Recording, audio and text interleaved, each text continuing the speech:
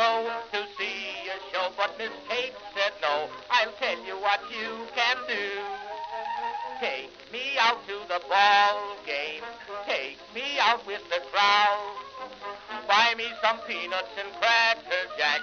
I don't care if I never get back. Let me root for the home team.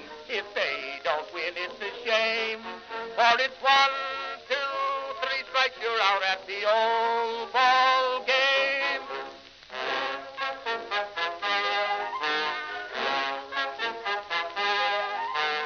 Katie Casey saw all the games, knew the players by their first names, told the umpire he was wrong all along, good and strong. When the score was just 2-2, Katie Casey knew what to do. Just to cheer up the boys she knew, she made the gang sing this song. Take me out to the ball game, take me out with the crowd. Buy me some peanuts and cracker jack. I don't care if I never get back. Let me root for the home team. If they don't win, it's a shame. For it's 1, 2, 3 strikes, you're out at the old ball game.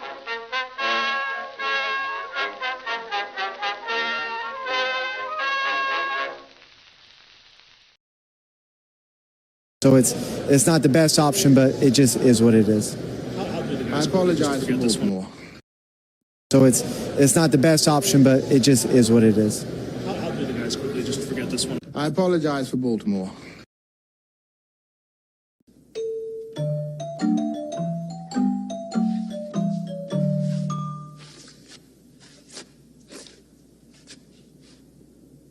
Hey kids, where do you want to go?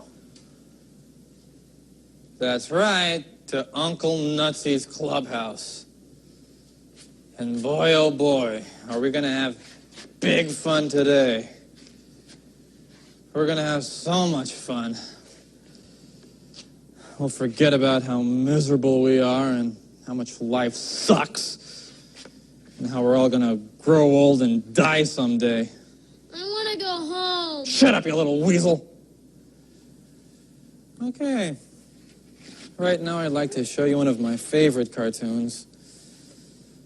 It's a sad, depressing story about a pathetic coyote who spends every waking moment of his life in the futile pursuit of a sadistic roadrunner who mocks him and laughs at him as he's repeatedly crushed and maimed. Hope you enjoy. Baltimore, you are seeing history being made today. O-R-I-O-L-E-S. Magic, magic, magic, magic. Orioles magic. Magic. Greetings, folks, and welcome to live coverage of Orioles baseball, where tonight the Orioles begin a 3-game series at, let's face it, folks, unanimously agreed upon by all baseball fans, the most gorgeous ballpark in all of world baseball, Tropicana Field, folks, as the Orioles take on the Tampa Bay Rays. First game of 3 here tonight. How you doing, everybody? It's your old pal, the Birdwatcher here. People call me BW for short, and that works for me. Folks, the Orioles are on the second leg of a road trip. The first 3, we didn't have to travel too far, just a little jaunt down the road to D.C., and we lost the series. First 2 games we lost. We salvaged a win yesterday, and we can hopefully turn that into a streak starting tonight. But, folks, I got to be honest with you. On paper, this looks like one of those, how the hell are we going to possibly win this game? Now, I will say, there was one other game. I can't remember exactly what the matchup was, even the team we were playing. But I remember saying something similar to this, and we went on to win the game. So maybe, just maybe, we can figure it out how to do this. But this starting lineup tonight, folks, let me just get this out of the way. This is my third season calling every single game and being as, up to my neck in Oriole information and just analyzing everything going on with this team. It's honestly, it's a part of being a baseball fan I don't enjoy as much as I guess as other people. Just constantly analyzing every move, this and that. But this lineup tonight is the worst one that I've seen. Based on the players that we've had available, I've seen weaker lineups.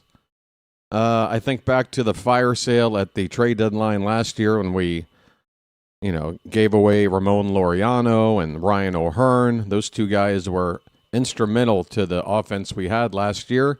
And that first lineup we saw with those guys gone, it didn't look too good. But, from what we had to choose from, not too much criticism there. But this lineup tonight has me scratching my head in about 5 different ways. Folks, let's talk about it. First of all, the big one, Sammy Basallo, who's by far the hottest hitter on the team. He's got a 10-game hit streak active right now. And he's going to be sat because lefty. Even though Basallo's average on the season against lefties is higher against righties.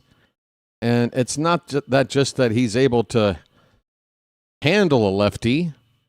He's actually been red hot against lefties. He's 7 for his last 14 against lefties. But no, let's sit him tonight because there's a lefty on the mound. I don't know how else to justify the lack of Sammy Basallo. Hey, folks, do you like defense? If you like defense, cover your ears. I would say it's pretty agreed upon amongst us fans that have been watching this season that our best defensive infielder this year has been Pete Alonso over at first base. So what better way to utilize Alonso than to have him DH tonight? There you go. Take the glove off of Alonso. Apparently he needs the rest despite the fact that we just had an off day this past Thursday, and we'll have another one this Thursday. We had 16 straight games on an off day. Now we've got 2 in 7 days. But because Alonso going to DH tonight. Folks, do you like defense in center field? Well, we got a couple of good outfielders that we can depend on for defense to play center field. We got Leody Taveras, and to a lesser extent, based on his lack of hitting, Colton Cowser. And, of course, Cowser's a lefty bat, so you probably don't want to use him. So you got Taveras to play center field, right? Wrong. Taveras has been sat. We're instead going to use Blaze Alexander in center field. Okay. And then, folks, what lineup wouldn't make sense without including not only Kobe Mayo, but also Weston Wilson? Let's get them both in there. Let's make sure we got Weston Wilson in the lineup. Let's make sure that half of our bench are catchers, and one of them is named Basallo. What the hell are we doing? This lineup is hot garbage. If we win, great. I will eat crow. Just give me a can of Old Bay and a jar of mayo, and I'll make the best of a crow sandwich. But if we don't, and look, this pitching matchup is tough. Shane McClanahan, left-handed pitcher on the mound for the Rays tonight, is not only having a good season, he has not given up a run in his previous 4 starts coming into tonight. He has not given up a run, and I believe a total of 22 in the third innings, something like that, 20 and 2/3 innings, something like that. He's basically gone somewhere between 5 or 6 innings for 4 straight starts without giving up a run. So, yeah, we've sat our best hitter. We've made our defense questionable when it's already been a questionable defense as is. And, yeah, I don't know what to tell you. Trevor Rogers is going to be on the mound for the Orioles. And I got a feeling we're going to need Rogers to tap into that 2025 form tonight. If we're going to have a chance to win this thing, we're going to have to keep the scoring low. It can't be the Rogers that we've been seeing lately. I just don't know how else to get a win out of this. So, yeah. You know, we're playing the Rays for the first time this season. They're in first place in the division. They got the best record in the American League, I believe, right? They are 30-15. They're already up to 30 wins. They've won twice as many games as they've lost. And this is a team that wins because they make the most of what they have. They know how to use the players that they have. They execute the fundamentals. They will run the bases on you. They will expose you if you don't have your head in the game. Yeah, this is going to be a tough one, folks. It's a 3-game series. If we don't win tonight, still a chance to get something out of this series. But, man, as a tone setter, with this lineup I'm looking at and the way the Rays are playing right now, we're going to need everything to sort of go the opposite direction of expectations. And, again, I feel like there was another game earlier this year, maybe a few weeks ago, where the atmosphere was pretty similar. Where on paper, it just looked like, how the hell are we going to do this? I can't remember the game, but we did win that game. That's about the only thing I've got to feel optimistic about, is that when you sit there and you look at stuff on paper and it just jumps out at you as, wow, this is not good, the game has a way of humbling you, and maybe the exact opposite of what you're expecting is going to happen. Well, I know what I'm expecting, and I will be very happy to see the opposite tonight of what I'm expecting. That would mean we're going to do well. All right, so let's go over these matchups and lineups. Again, it's on the mound, Shane McClanahan for the Rays, a record of 4-2, an ERA of just 2.27, a whip below 1, just .98. He's given up just one home run ball on the season in 39 2/3 innings, in which he struck out 41 batters to only 15 walks, just 24 hits in 39 2/3 innings. For the Orioles, it's Trevor Rogers, comes in with an opposite record of 2-4 and an ERA well more than double McClanahan's. Rogers right now has an ERA of 5.77 and a whip of 1.54. He's given up 5 home run balls on the season and 5 less innings pitched, while giving up 16 additional hits in those 5 less innings, 11 less strikeouts in those 5 less innings. Pretty much across the board, Shane McClanahan putting up better numbers than Rogers in this battle of southpaws.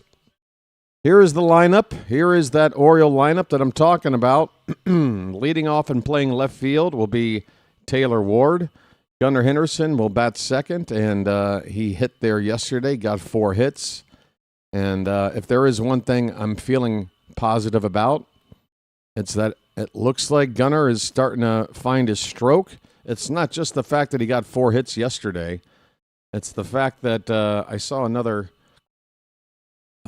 interesting stat about him not chasing pitches out of the zone. Basically, the last couple of games, he's had, about a dozen pitches or so out of the zone, and he has not chased a single one, and he has not had a couple of games back-to-back like that. Oh, wow, so Holiday has been activated. Jackson Holiday has been activated. They waited until 17 minutes ago to do this. Holiday obviously not in the lineup tonight, and I wasn't expecting him to. Again, there is a tough lefty on the mound, and it does make sense in my humble view to probably start this game with Holiday on the bench and turn to him later in the game for a pinch hitter once the Rays hopefully go to their pen and bring out a righty. I think that's a good way to get Holiday reinstated and then have him start tomorrow against a right-hander. But Maverick Hanley has been optioned back to AAA Norfolk. That means Weston Wilson, obviously still on the team. He's in the lineup tonight. When I looked at the roster with Holiday coming back, I actually thought maybe Wilson would make more sense to send down instead of Hanley. Not that I expected Hanley to play much of a role with the current roster, but I still think he had a role that was more important than Wilson's, which is I want to see Rutschman and Basayo in the lineup every day. One should be catching, one should be DHing. When one is doing one, the other should be doing the other, and they can take turns so that no one's catching more than a couple of games in a row, and that way they can both stay in the lineup for every game, as they should, because they're two of our best hitters. And, yeah, we got a DH spot. Let's make sure they're both in the lineup. And then you got Maverick Hanley on the bench as your one bench catcher that if something happens in the game, you don't have to worry about, well, crap, now we got to lose the DH or this or that. It's basically just an insurance policy to have Maverick Hanley on the bench. But I feel like that's more important than having Weston Wilson, who maybe sees one game a week. And, yeah, I don't know what's going on, folks. I'm just gonna, just gonna tolerate whatever lineup this is and see what happens. We'll see what happens, folks. But as you know, this team has struggled a lot this season to score early. It's going to be difficult to imagine that they're going to break that habit against a pitcher like this tonight. Again, 4 consecutive starts, going at least 5 innings without giving up a run. That is what McClanahan has done, and we struggle to score early. So again, on paper, it's not too good looking. We're going to have to, what was the expression I used last time for this? We're going to have to flip the script. That's the expression. We're going to have to flip the script. We know what the script is. We're going to have to flip it. By the way, McClanahan has also been very good against the Orioles in his career. I don't have that information right in front of me, but I might be able to retrieve it pretty quickly. Again, I'm not trying to make everybody feel completely down in the dumps with this game here tonight. But it should be said that McClanahan in the past, where is it? I saw it here somewhere. Well, I'll be damned. I thought it was in this article, but now I can't see it. But yeah, McClanahan has good numbers against the Orioles in his career. I don't know if we've actually beaten them yet. So a lot to overcome to win a game here tonight, folks. Can we do it? Again, the starting lineup for the Baltimore Orioles, leading off playing left field, Taylor Ward. Gunnar Henderson will bat second and play shortstop. Adley Rutschman will do the catching and hit third. The DH is Pete Alonso. In the cleanup spot, Tyler O'Neill in right field will bat fifth. Kobe Mayo will hit sixth and play first base. Jeremiah Jackson at second base hitting seventh. Weston Wilson at third, batting eighth. And then Blaze Alexander will bat ninth and play center field. For the home team, Rays, Yandy Diaz is the DH and leading off. Jonathan Aranda at first base batting second. Junior Caminero at third base will hit third. Ryan Velati, the cleanup hitter in right field.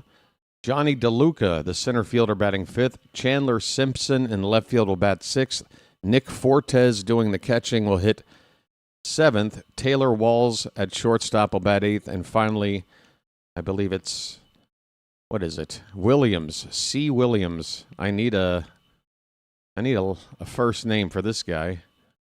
That is Carson Williams. Okay, I vaguely remember that name. I think he plays center field plus middle infielder. Carson Williams batting ninth and playing second base for the Rays. The Rays come in tonight again, twice as many wins as losses, 30-15 on the season.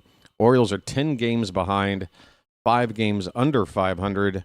with a record of 21-26. We're half a game behind Toronto for third in the division, and we're at the very minimum a week away from getting anywhere near the likes of the Yankees, who are 7 games up on us right now.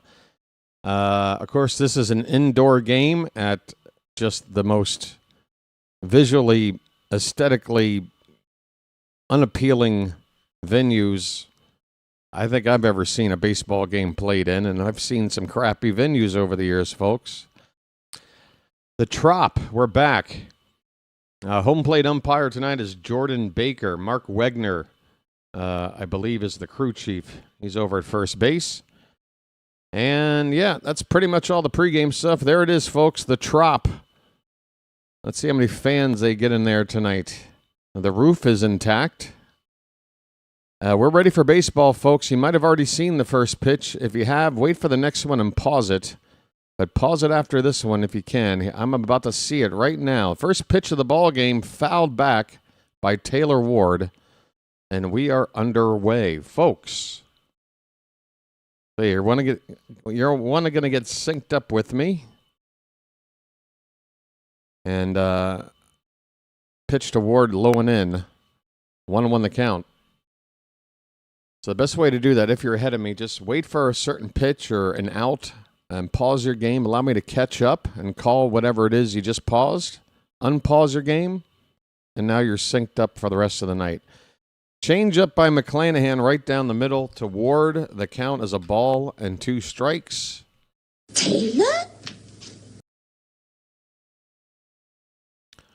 1-2, swing and a miss. A low and away changeup, and that's how this begins. A strikeout of Taylor Ward.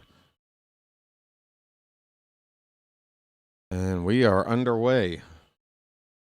Here comes Gunnar. Gunnar had a huge game yesterday. His best day at the plate this season. Not even close. Hit a triple deck home run, which I didn't call correctly on the stream yesterday. He looks at a first pitch fastball at 96, top of the zone for strike 1. Gunnar. His name's Gunnar, and he's dating my mom. At first of 4 hits again, hitting the third deck. Here's a ground ball rolled over to second.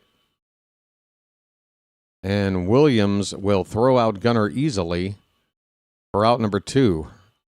Now, if there is a recipe to trying to beat the likes of McClanahan in those 4 starts before tonight where he didn't give up a run, he only went 5 innings at the most, or 5 innings on the low end and 6 innings at the top. 2 5-inning outings, 1 that went 5 and change, and then 1 that went 6 complete. So in my view, we got to make this guy throw pitches and work the counts and try to not make quick outs, which we've already done here in the first. Adley Rutschman looked at a first pitch strike and now looks at a second pitch strike. So Rutschman trying to take some pitches, but McClanahan has gotten ahead of him 0-2. 2 down, nobody on, just getting started. The pitch outside, 1-2. Rutschman's average at 268. He's actually been a bit cold lately. Average has gone down about 30 points in recent games. He was right around 300 there for a bit. That pitch is a little bit low. 2-2 on Adley. Let the clutch out gently, okay? Oh, wow. There looks to be a flurry of activity in my Discord right when I'm going live. What could that be? The 2-2 pitch, swing and a miss. Rutschman chases a fastball that was off the plate outside. McClanahan carves through this top of the order of the Orioles here in the top of the first. A couple of strikeouts, and he only threw not many. 11 pitches, 8 for strikes. Got to do better. Got to do better. On to the bottom of the first, it's the Orioles nothing, and the Rays are coming up. What's going on in my Discord? It jumped from like 2 notifications to 12.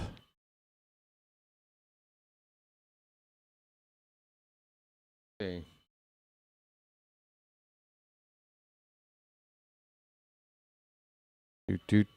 Okay, so it's mostly mod talk. What's going on, mods? Janet's going to be late.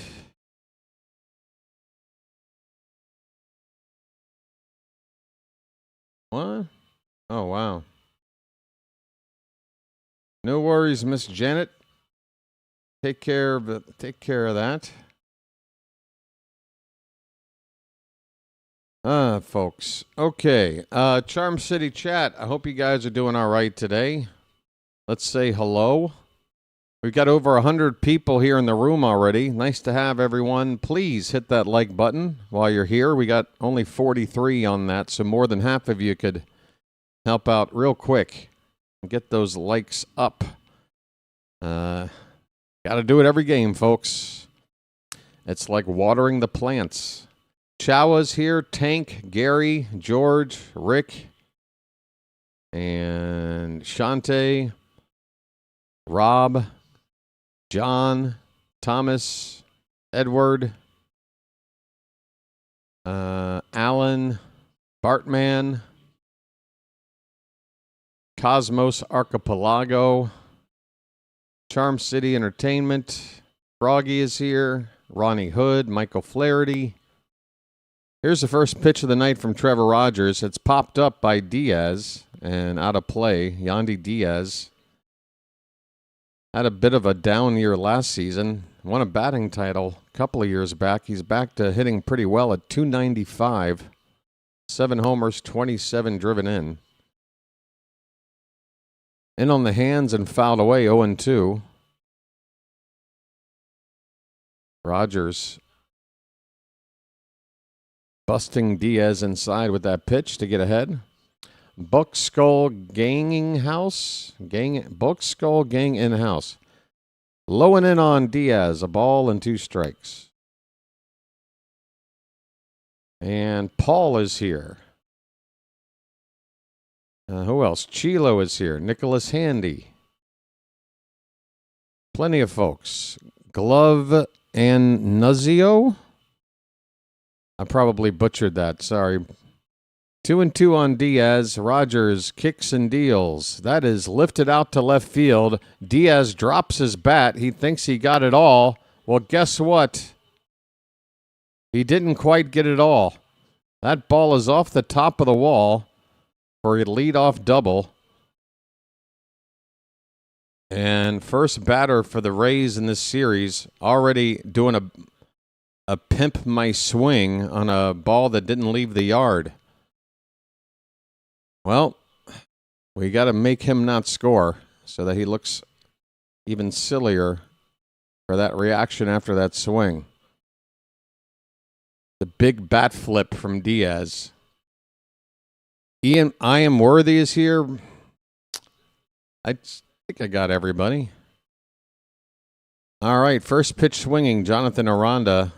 He misses a fastball. 0-1. Aranda batting .270.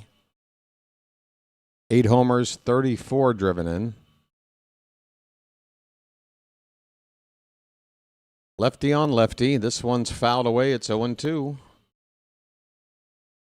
Rogers gets ahead.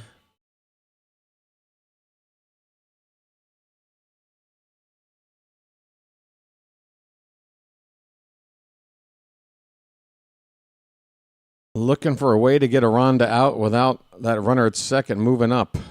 This ball's hit out toward shallow center. Coming in is Blaze. He will make the catch, and Diaz not too fast. No chance to tag and go to third there. So there's a big first out. Again, defensively for the Orioles, left to right in the outfield, it's Ward, Alexander, and O'Neill. Weston Wilson at third, Gunnar at short, Jeremiah at second, Mayo at first base, and Rutschman behind the plate.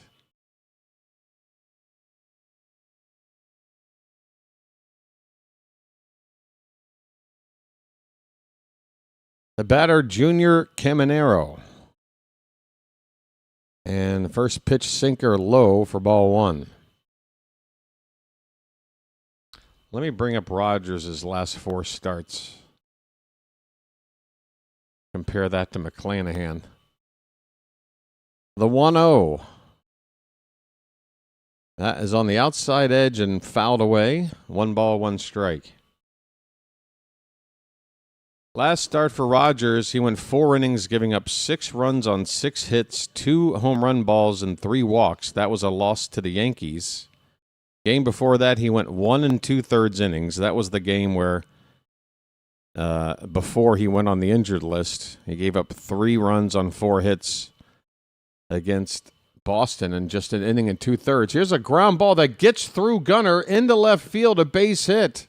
Diaz initially broke back to second, thinking Gunnar would have had him trapped on this seemingly playable ground ball right at him.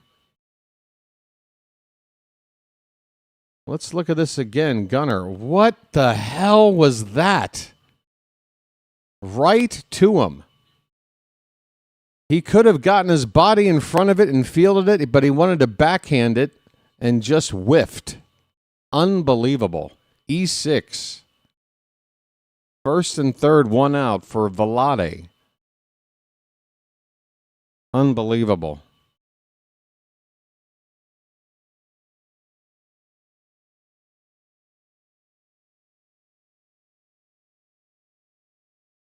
First pitch to Velade is a strike. We need a double play or a strikeout. 281 average for Velade with a couple of homers, 10 driven in. The 1-1, swing and a miss. It's not the first batter Rogers has gotten to 2 strikes on, but we're trying to put one away. Really need a strikeout right here.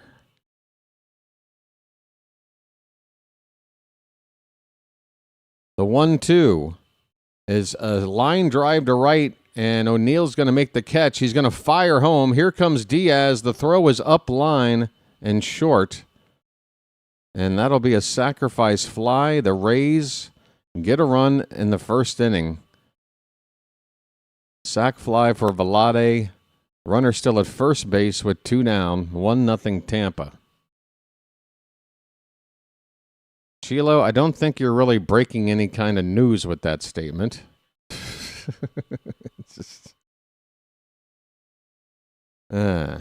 So we need to get rid of Gunnar, right? I mean, if this was Aiken's fault, I know what we should do, right? Here's DeLuca. Low and in for ball 1. DeLuca batting .272, right-handed outfielder.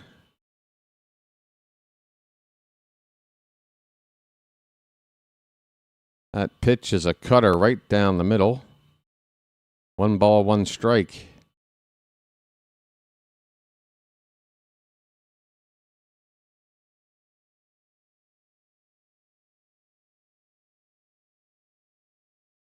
Outside, 2-1.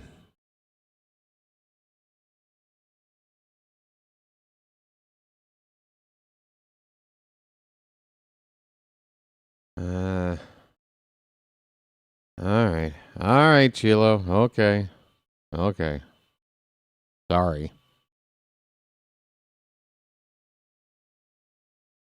You still never acknowledged how you were giving him shit the previous outing where he didn't give up any runs.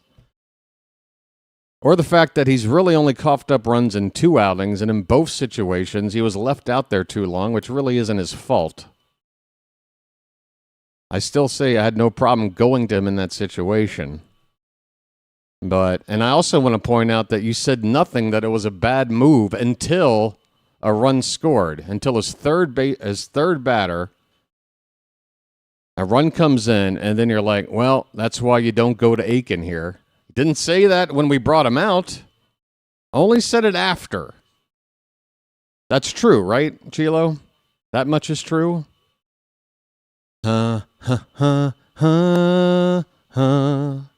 I know that much is true.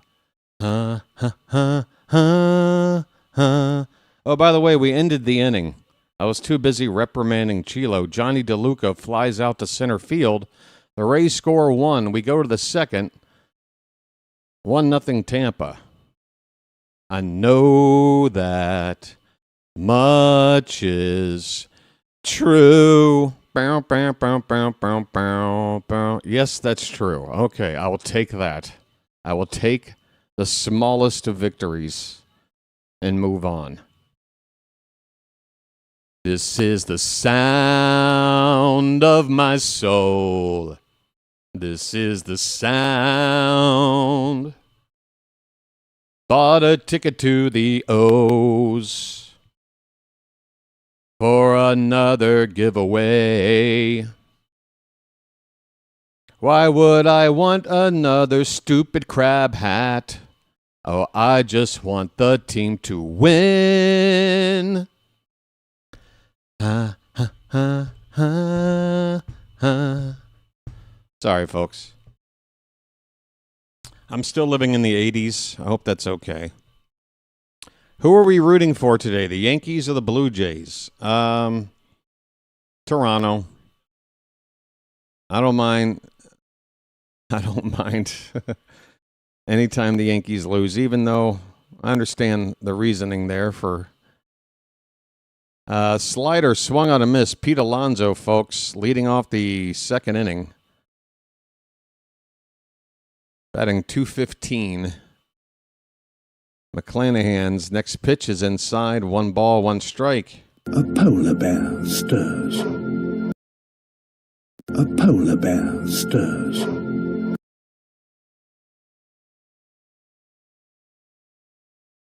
One pitch. Hit on the ground, foul, left side.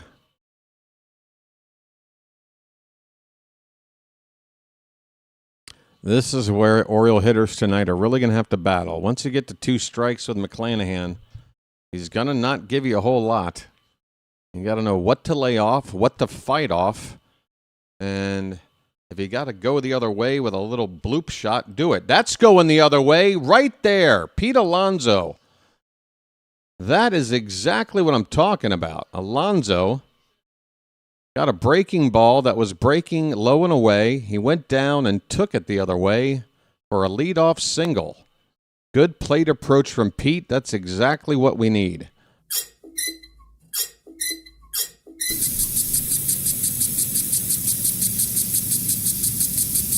Didn't try to do too much. Did not try to do too much. Ooh, Tyler O'Neill probably got the best pitch he's going to see tonight. First pitch fastball right down the middle. Strike 1.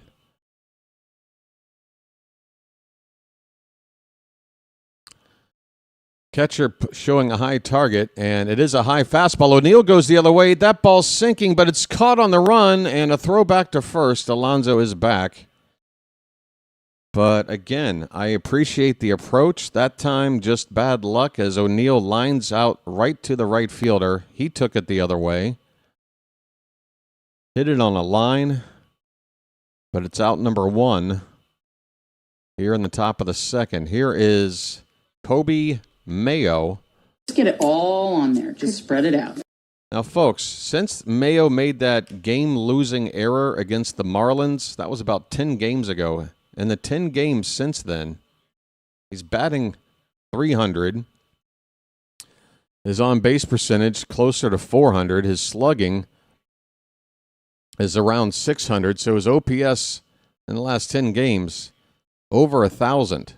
And he takes ball 1 here. Ken Mayo finally put it together. Tonight might not be the best night to make that decision. Again, tough guy on the mound here. And there's a strike at the bottom of the zone. 1-1 the count on Mayo. Just get it all on there. Just spread it out. I can see the growing faith in Mayo in the Charm City chat. I haven't seen that many Mayo jars without asking for them in a while. Mayo pops it straight up on the first base side. It's going to get out of play, thankfully. But he is now on 2 strikes.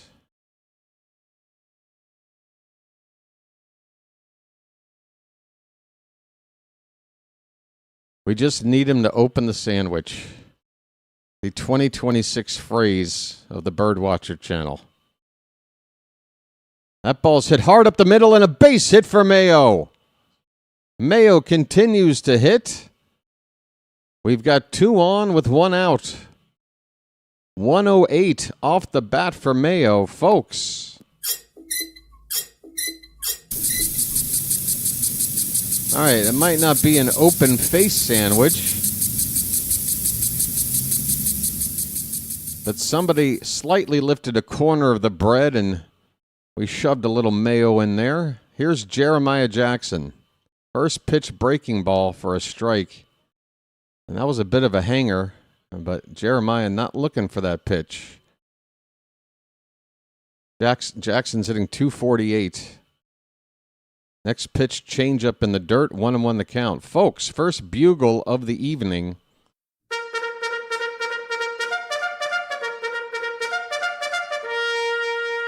We need some bullfrog action tonight. Hey, everybody. That's the wrong button. Jeremiah was the bullfrog.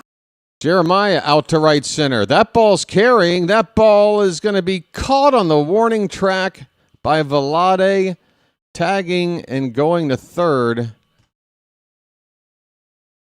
is Tyler O'Neill. Or excuse me, who's that? Alonzo? Alonzo tagged. Goes to third. But there's 2 down. First and third, 2 down. And it's going to be up to Weston Wilson. All right. You put him in the lineup. Here he is in a big spot. A chance to tie the game. Maybe more. 2 down, first and third. The first pitch is popped straight up. Right behind second. Well, this could be trouble. Wait a minute, who wants it? Okay, the right fielder Vlade coming in a long way on a high pop-up in shallow center. The inning is over. The Orioles get a couple of men on, but they're stranded. And I hope we get another chance to at least almost score against McClanahan, but we at least made him work a little bit there. Definitely better than the first inning. He threw 14 pitches instead of 11. Gave up a couple of hits. Didn't strike out anybody there. So a little bit better, but nothing to show for it in the run department. We go to the bottom of the second. Still 1-0 Rays. Weston. Folks, we need to get that odometer to roll over again, hon, because we got it up to 46.20. That's where it left at the end of yesterday's game, but what's becoming a habit lately is that a couple, 2, 3, maybe 4 people seemingly like to subscribe to the channel and then unsubscribe after the game is over, which is just odd. I guess they just want the ability to be able to chat, but don't want to actually help the channel, even though staying subscribed really isn't going to do anything to them. But yeah, that's what they want to do. Whatever. Anyway, so we have to get it back to 46.20 and then get it up to 46.30. That's what I'm hoping. If you're watching right now, you're not subscribed. And yeah, you plan on sticking around.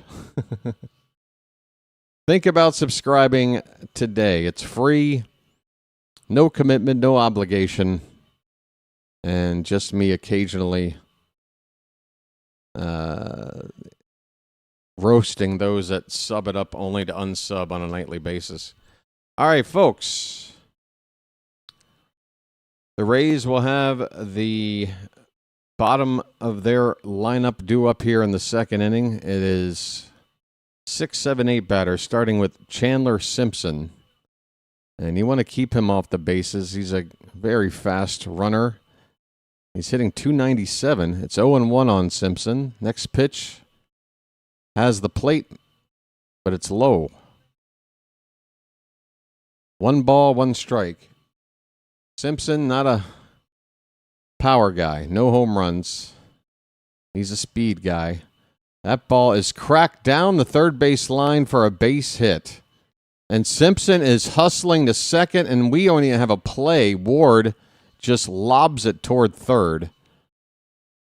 And that's what I'm talking about. Between Simpson individually and the Rays as a team, they will run the bases on you. Ward has got to at least make this a play at second.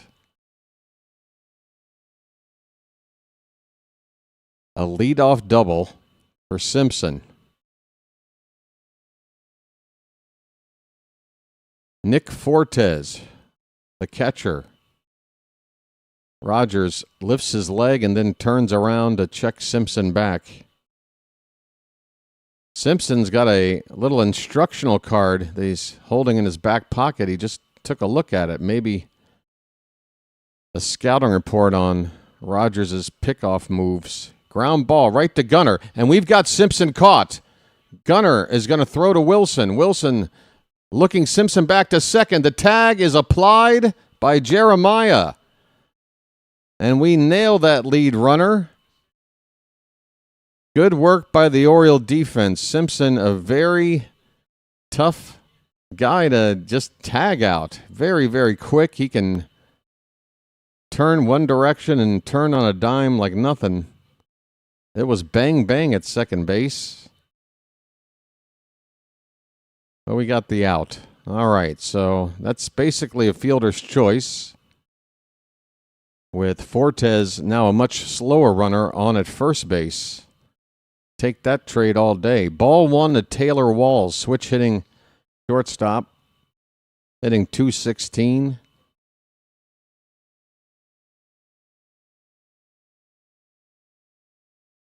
Pitch low and in, 2-0. It's nice to see a play like that with several players involved to make that out happen. Gunnar, Wilson, Jeremiah. 2-0 pitch. There's a strike, bottom of the zone, 2-1. Edward giving us his best meatloaf impression. 2 out of 3 ain't bad. 2-1, right in there for a strike. 2-2 on Walls.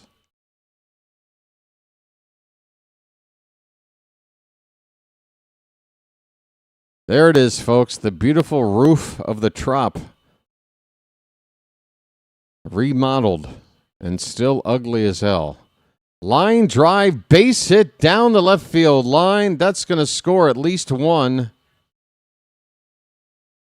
No. Fortes, super slow. I thought down the line with a big corner down there that Fortes would be able to score from first. I was wrong, and I'm happy to be wrong. It's still 1-0 Rays, but a double here has runners at second and third for Tampa. Another hard hit ball off of Rogers. He's already given up 3 hits. And showing bunt is Carson Williams. He pulls the bat back. It's a strike. Second and third. Did I say first and third? Second and third for Tampa with 1 out. Williams hitting only 130. That might explain him looking to bunt this guy home. He's swinging away here and fouls it off. It's 0-2. Get the bullpen up. It's too early, Chilo.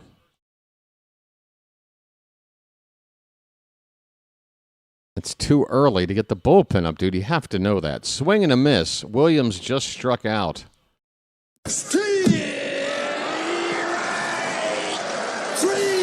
Well, y'all come back now, you hear? All right, 2 down in the inning. I'm just glad I haven't lived in medieval times and Chilo was like the king of my area. Base hit down the right field line. It's going to score 2. It's 3-0.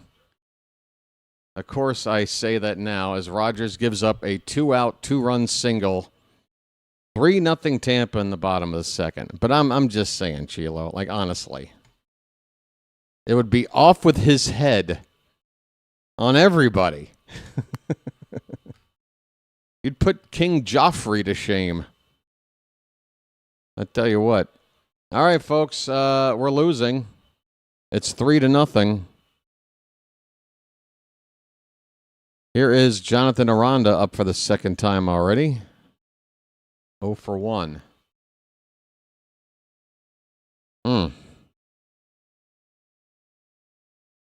Now then,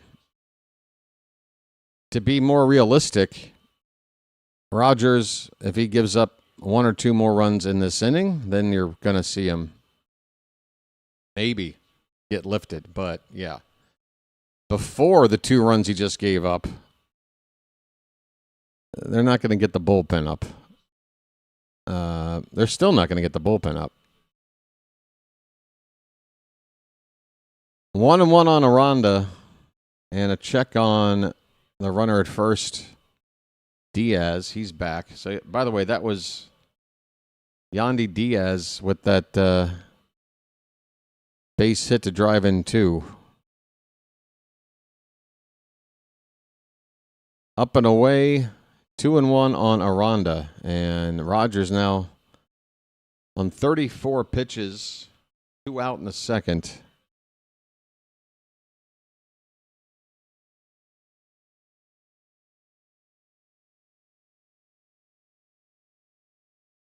Fouled away.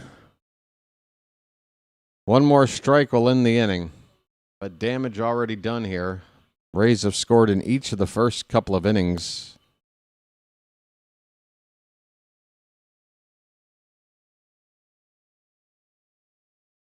Diaz. That's a line drive up the gap, cut off by O'Neill. Fires it toward second base. Diaz stops at third. And yeah, now, you at least get a guy stretching out there. You do. Now you do. And again, this isn't to say that like, oh, well, you were wrong to say Rogers doesn't have it tonight 2 batters ago. But you really don't want to go to the bullpen this early unless you have to. But it is getting now into that have-to area. Junior Caminero is up with 2 on, 2 out. And this inning for Rogers is getting bad. Caminero 0 for 1. First pitch is low. Yeah, get somebody loose or, stretching.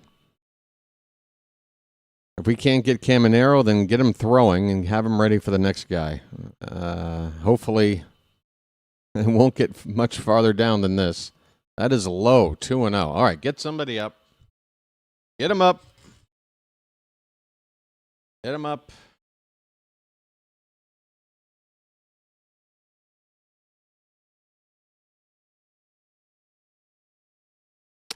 Two-0 pitch. Lined hard in the left, another base hit, another run will score. It is 4-0 Tampa. Line drive, RBI single for Caminero. All right. There you go. I'm convinced 6 hits off of Rogers through an inning and 2/3. Most of them laser shots. Now, I'm going to say one thing about Trevor Rogers right now that you're not going to want to hear right now because he's put in another poor performance. And with the way we're playing and the way the Rays are playing, to come back down 4-0 against McClanahan is already sounding very difficult to accomplish. Caminero, by the way, hit that last pitch 116.8 miles an hour off the bat. Yeah, Rogers sucks. So let me just say this, folks. Is anybody familiar with a pitcher by the name of Brett Saberhagen? Let me know if you remember him. Randy Velade at the plate, sac fly first time up, looks at a strike.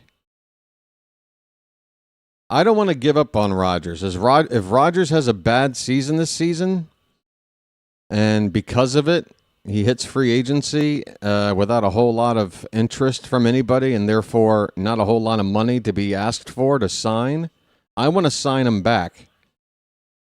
Why? Because I feel like what he did last season was too big of a sample size to just blow it off as some sort of, blind luck.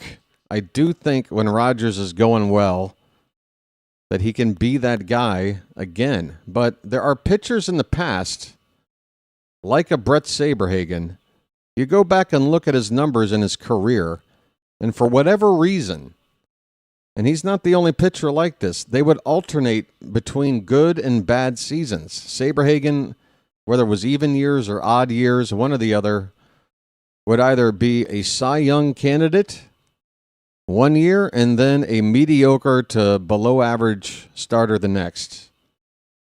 Take a look. Take a look at his baseball reference page. I'm not lying to you. So my thing with Rogers is I want to keep him around even if this season stinks to see if he can bounce back next year because, again, what he can do when he's on is very, very good. But maybe this year it's another stinker. I don't know. That's my theory. And again, I think it's worth, again, because of the fact that the price tag should be pretty affordable because of this performance so far. It's a risk I would like to take. I mean, obviously, going into the next season, we wouldn't be anointing him as a top of the rotation arm. But I want to see if he can bounce back. Again, I wouldn't give the credit to a guy that just had like 5 or 6 good starts. This guy had like 22 good starts. Here's the payoff pitch to Velade. It is fouled back. Folks, it is 2 out here in the bottom of the second inning. The Rays have already scored 3. They have a 4-0 lead, first and second. And a full count on Velade. Rogers now up to 46 pitches. I think we'll keep him because Elias doesn't want to. Yeah, but he's going to be a free agent. It's not so simple of like we're keeping him and not like trading him away or cutting him. We would have to actually sign him. That's not necessarily saving face to just not sign him or sign, Here's another 3-2 pitch. That is ball 4, and the bases are loaded. I would hope that there is activity in the pen, but I've yet to see anybody throwing for the Orioles. He just didn't want to do it this early because we got 2 more games after this, including a day game after tomorrow's night game. And there we go. We got a righty up. Let me guess. It's our lowest leverage guy. Cameron Foster is throwing in the Oriole pen right now. Here is DeLuca up for the second time. I believe he led off the inning, didn't he?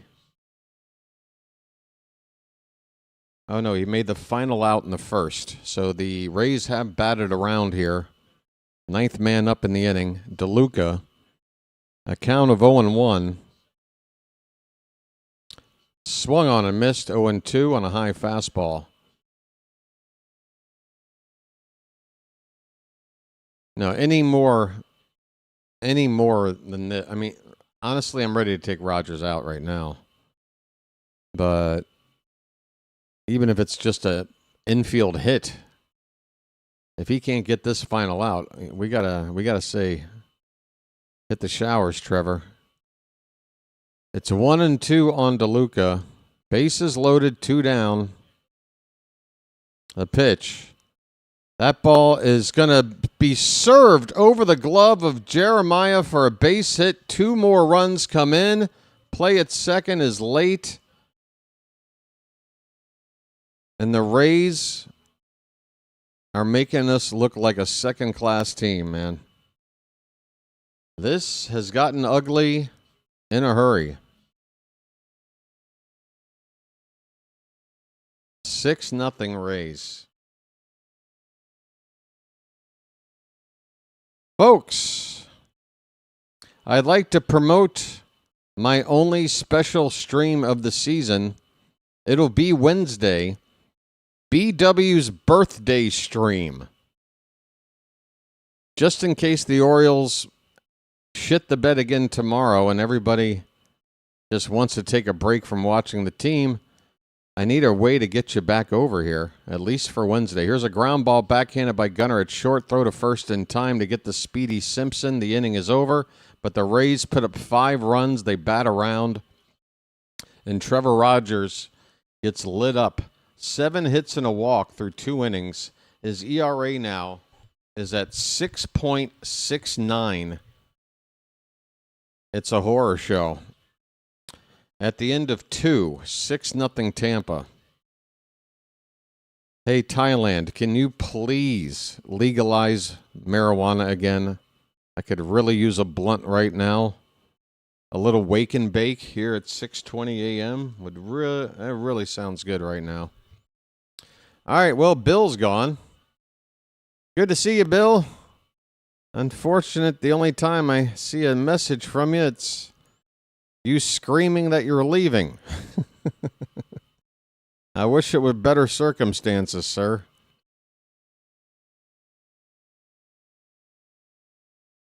I wish the circumstances were better. Hey, folks, do me a favor. If a lot of people are going to skedaddle, do help out the channel. It's not my fault things are going the way they are tonight, so take it out on Mike Elias or whoever, just not me. Hit that like button, please. Let's try to get it up to 100 before everybody abandons ship. We're at 76, but we got over 100 people here right now. We can do it. Again, right now you're probably thinking, BW, shut up. I don't care about your stupid like count.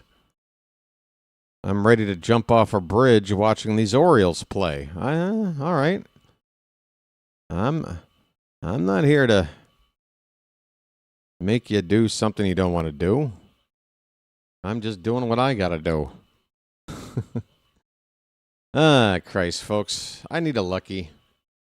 Let's just sit back and see if a good old-fashioned lucky strike will make things better. Here we go. Top of the 3rd inning. Blaze Alexander. First pitch inside, ball 1. Down 6.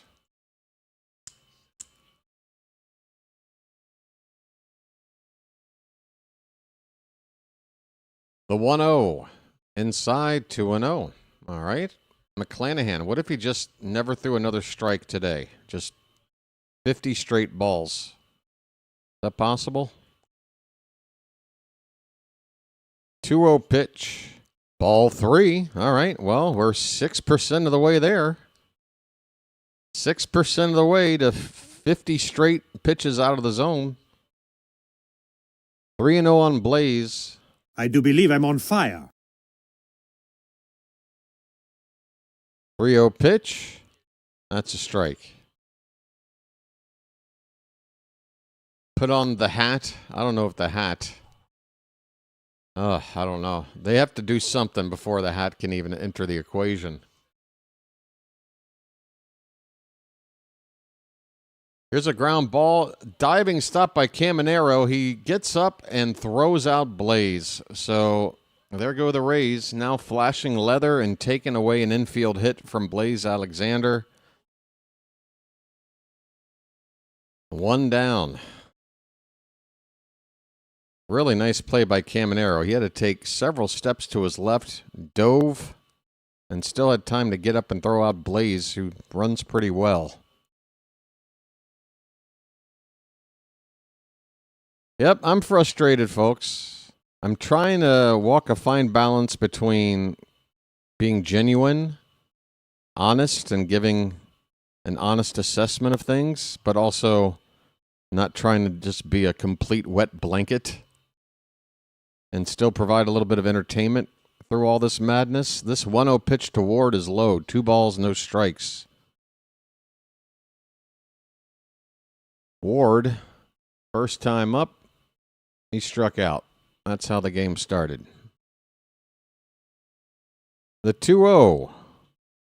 Just caught the corner. Belt high on the inside corner.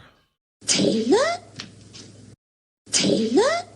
Oh, yeah. No tears over here, Carl. No tears.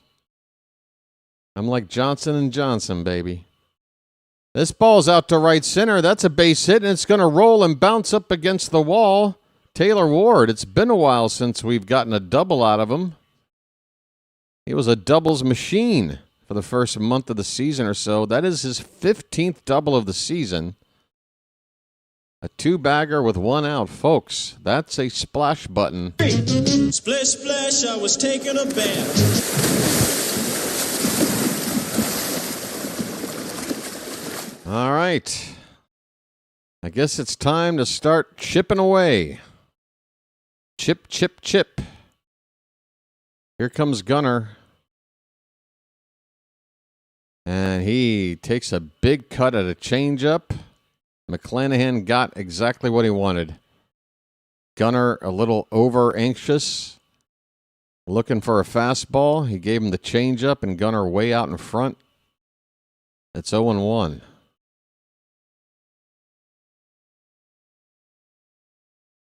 We've got a super chat. Gunnar out to right. That ball is going to stay in the yard. A high fly ball. Ward is going to tag and get to third base, but there's 2 out in the inning now. Off the bat, with the way Gunnar was hitting yesterday, I was excited, but it's a pretty routine fly ball out to right field. There are 2 down. Derek. Message for you, son. How you doing, buddy? And I want to thank you very much for that. I really do. Gunnar really did get a nice stroke on that low pitch, but it didn't have the carry I thought it would. Derek says, why not? Go, BW. Why not what? I'm not even sure now. This one's popped up by Rutschman. It'll get into the crowd on the right side for strike 1. Yeah, Derek, you sent a super chat, so I want to acknowledge exactly what you mean there. Why not take up Pilates? I forgot. Pitch in the dirt, 1-1 the count. Coffee money. Oh, thank you, Derek. I love coffee money. My number 1 habit. 1-1 on Adley. Runner at third, 2 down. The pitch from McClanahan. That's hit hard, and that's through. A base hit into left center field. Rutschman with a 2-out RBI single. And the Orioles begin the comeback. It is 6-1, half dozen the other. Folks. It's magic, you know.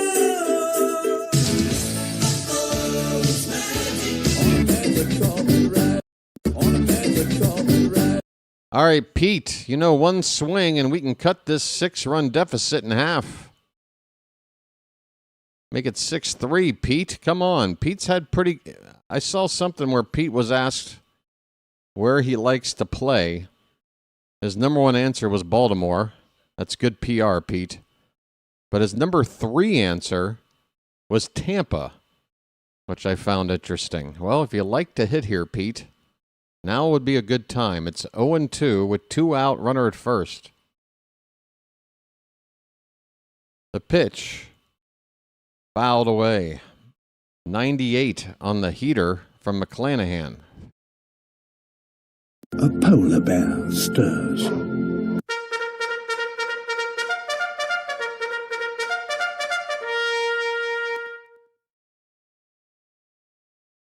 The first baseman, Aranda, holding the runner at first, and a giant hole on the right side. If Alonso can go that way, he went opposite field for his first hit and first at-bat. That pitch missed. 1 ball, 2 strikes.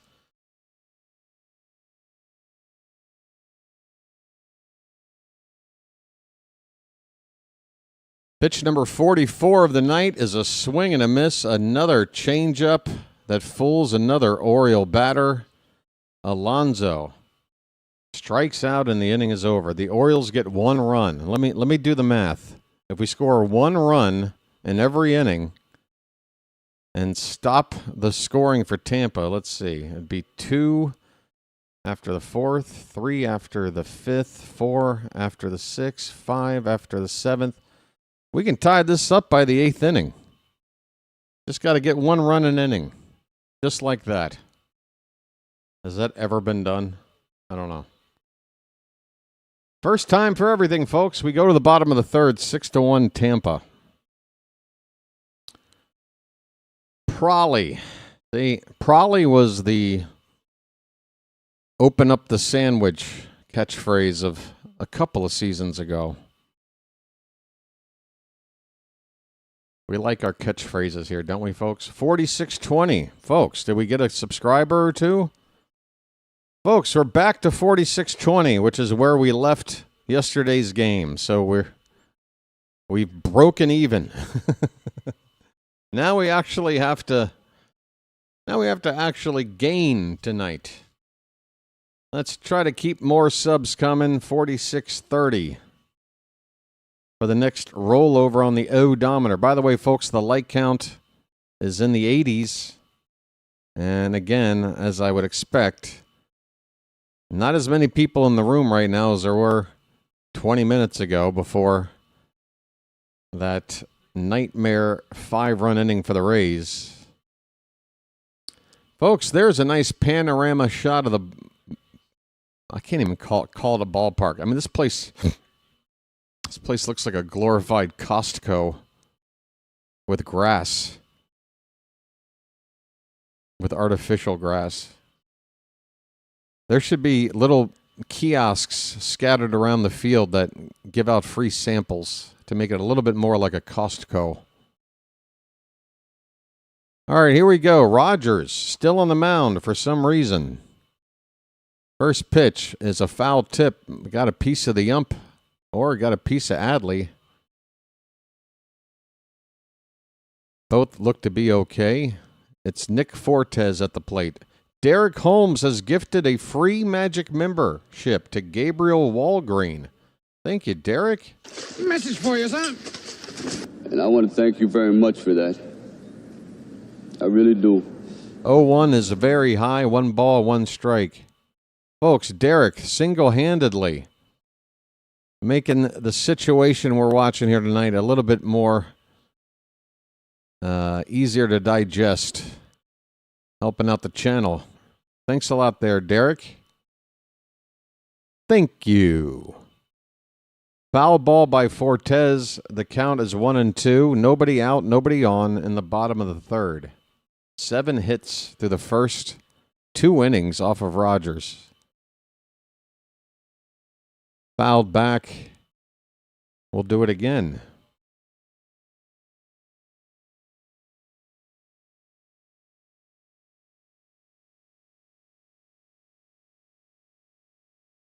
Three hitters have not gotten a hit yet off of Rogers, but 2 of those 3 have still produced something. Velade is 0 for 0 because he had a sac fly, so he's driven in a run. And then Nick Fortes, the current batter, scored a run after reaching on a fielder's choice and scoring in that 5-run inning. Here's a ground ball to Gunnar. He backs up on it, throws, and the throw is off the bag. But Mayo able to apply a tag just as the runner was reaching first base.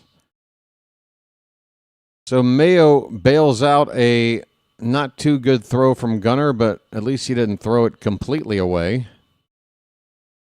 And Mayo able to get the out anyway. 1 away here in the bottom of the 3rd. Fortes retired. Here's Taylor Walls. First pitch swinging, fouls it back.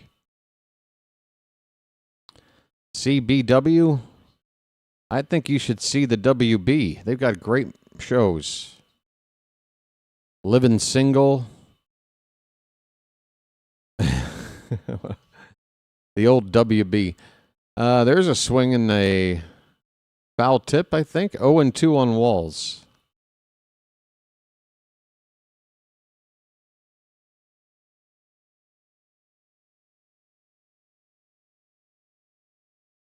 Inside, 1 ball, 2 strikes. The WB network, folks. Remember all the quality programming? I can't even remember the shows. 1-2 pitch. Hit on the ground and to Weston Wilson at third. He'll throw to first in time. 2 away.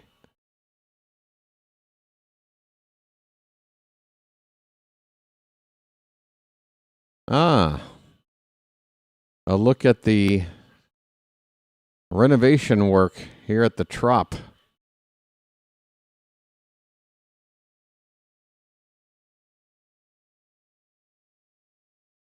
They're never going to build this team a proper ballpark, are they? They will move before they do that. Reading Rainbow? That was on PBS there, Derek. Hey, fun fact. I went to the same high school as LeVar Burton, host of Reading Rainbow. We both attended Bishop McNamara in Forestville, Maryland. I was only there my freshman year. I bounced around a lot. This pitch is popped up by Carson Williams on the infield. Somebody get out of the way. A lot of guys are converging near the mound. Mayo makes the catch. The inning is over. Well, Trevor Rogers looked terrible through the first 2. He throws a scoreless third, saves the bullpen for an inning. And, I guess we're just going to pretend that 5-run inning didn't happen. Treat it like any other start. That's right. It's not too wild. I'm sure everybody knows somebody of note at whatever high school they went to. My second year of high school, I went to Bishop Ireton in Alexandria, Virginia. The same school Dave Grohl attended for a short time. Our careers took slightly different paths. He wound up moving out to the Pacific Northwest and joining some band called Nirvana. And I wound up moving to Myrtle Beach to live with my dad and spend most of my time doing bong hits and whippets while half-assing my classes. Spending most of my 90s partying and goofing off. But, we got that in common. How is LeVar Burton doing these days? That guy's a national treasure, if you ask me. Folks, we're 12 likes away from a hundo. And be here for my 49th birthday. Folks, I want everybody to get here when the stream starts on Wednesday because the way it works out, 20 minutes before first pitch, I'll be going on the air 10 minutes before midnight, my time.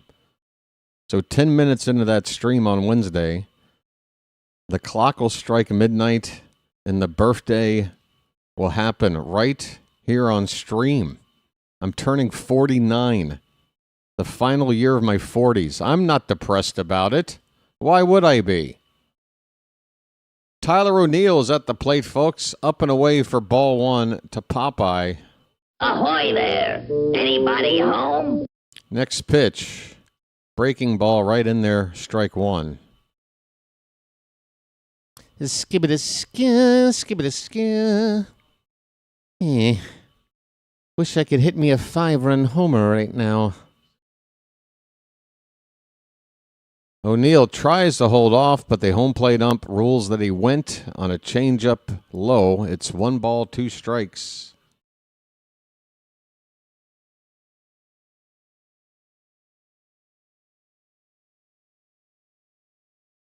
Live the band. Oh, I feel it. Swing and a miss. And O'Neill strikes out. Big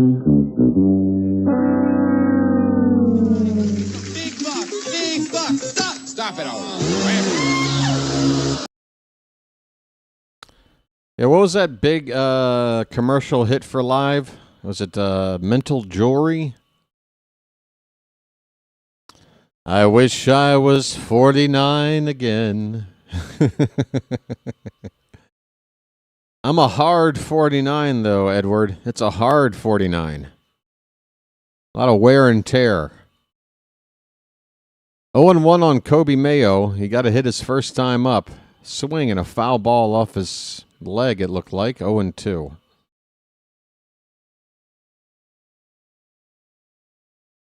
It's been a hard 49. 50 pitches now from McClanahan. The 0-2 to Mayo. Mayo goes out, and off the end of the bat's going to pop it high in the air in shallow center field. Second baseman out, center fielder in. And that ball is going to be caught by DeLuca in center. 2 down. Jeremiah Jackson. Swing and a miss on a slider.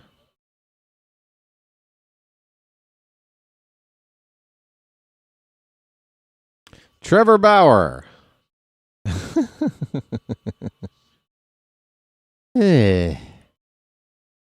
Outside, 1 ball, 1 strike. How about Trevor Plouffe? Is he available? 1-1 pitch, low, 2-1.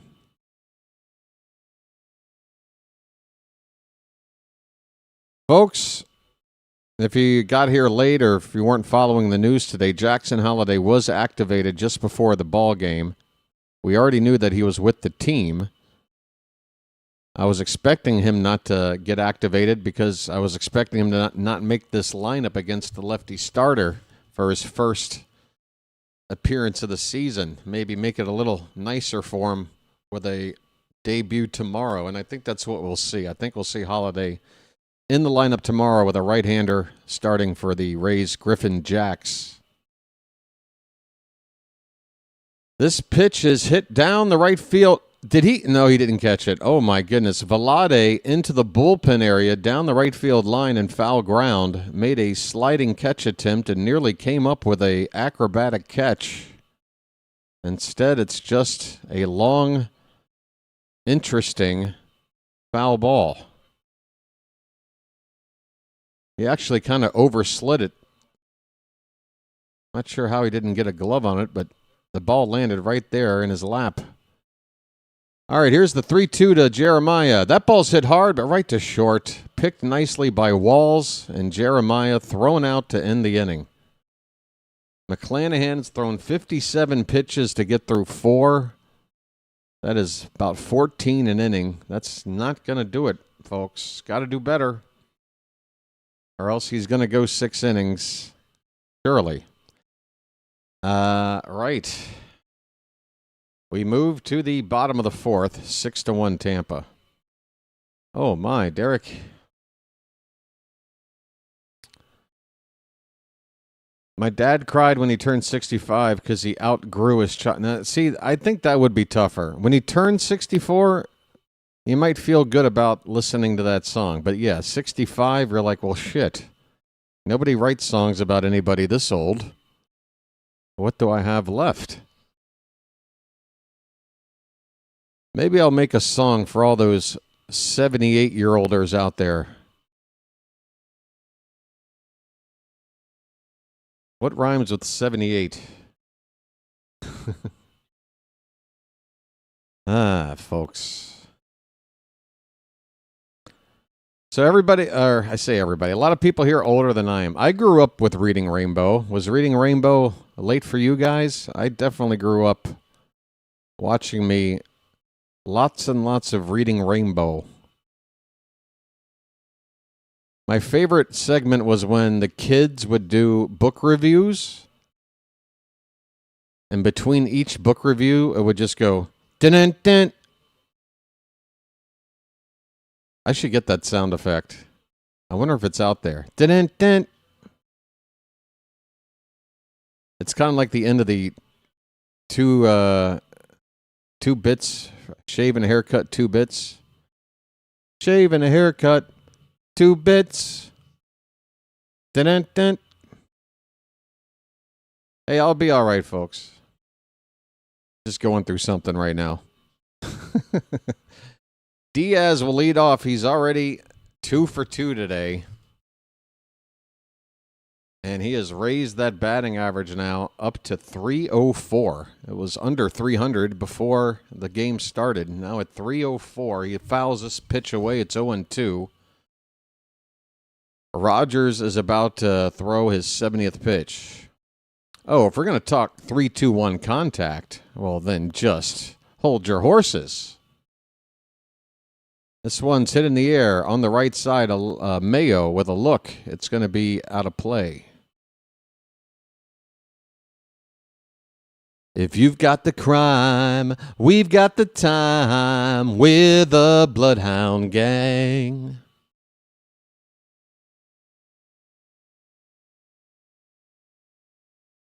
The 0-2. Fouled away. We'll do it again. Butterfly in the sky. I can go twice as high. Take a look. It's in a book, a reading rainbow. Popped up. Rutschman with a late reaction is now sprinting toward the Rays dugout, but it's out of reach. Adley with a nice smile on his face. All right. Adley's having fun out there. I guess that's okay. No, Chilo, it's not that. And again, that comment comes in so fast. I can't get Chilo to just sync up with me to watch the game. He has to be ahead. I brought it up several times. He's never acknowledged why he does it. But it's always nice to react to something and then look over and see Chilo has already given me a full, complete comment on something that he saw 30 seconds ago already. Oh, Chilo. Chilo. Why don't you want to get synced up with me, dude? I don't get it. It's like you want that head start to put in those comments. You got to have it, I guess. 1-2 pitch. Oh, we got a called strike 3. Diaz doesn't like it, but he's not challenging it either. So which will it be?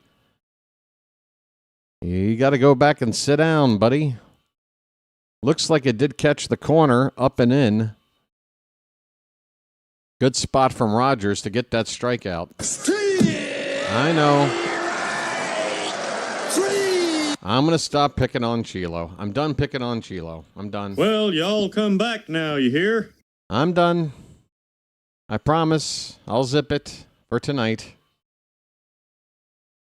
See, this is what I was worried about. Yeah, I don't want other people to pile on. I don't want people piling on. Chilo is a good soldier. We just, our relationship provides drama to every stream. 1-1 pitch. Where'd that miss? That looked like it caught the corner. We don't get the call here. It's 2-1.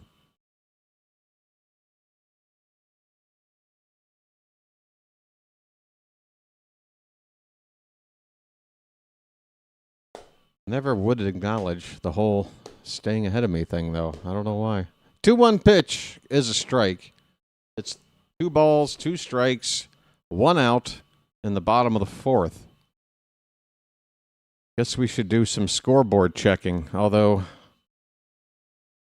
I feel like it's only going to bring me further down in the dumps. 2-2 pitch. Called strike 3 at the very tippy top of the zone. Rogers is starting to locate here.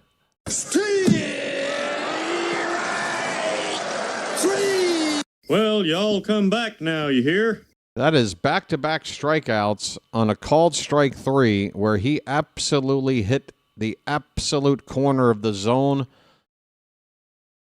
I don't know if Rogers has finally figured it out, but it might be too late for it to be any helpful tonight, but maybe he can finish strong and carry it over into his next start. He has not given up a run since the 2nd, a clean 3rd, and so far looking pretty good here in the 4th. But unfortunately, we're down 5, and his day is not long from over with the pitch count now in the 80s. It's Junior Caminero at the plate. The count right now is a ball and a strike. And the 1-1 fouled away.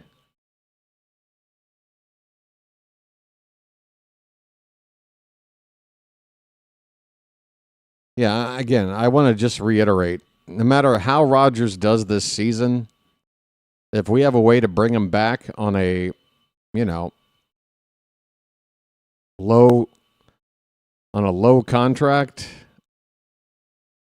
then I want to give him another chance to redeem himself next year. I mean, again, there are many examples of pitchers that just they fluctuate one year to the next. That ball gets away, but nobody on base. It's a full count on Caminero. Sometimes it's beneficial. It sucks in the moment, but if a guy that can pitch like Rogers did last year, if you can retain him with a small deal and he returns to that form next year, you got yourself a hell of a deal right there. And if he doesn't, then it's a pretty low-risk investment in terms of the money and years potentially involved. That is ball 4. And Drew French has picked up the bullpen phone. So we're at the point of the game now where one way or the other, we're going to need somebody to come in to replace Rogers. Here's Vlade. He hacks at the first pitch and fouls it back. Vlade does not have an official at-bat tonight, a sac fly and a walk. That's second inning for Rogers. 35 pitches. 0-1. That's out to right center. That could be trouble. Blaze is going to make a dive when he shouldn't have.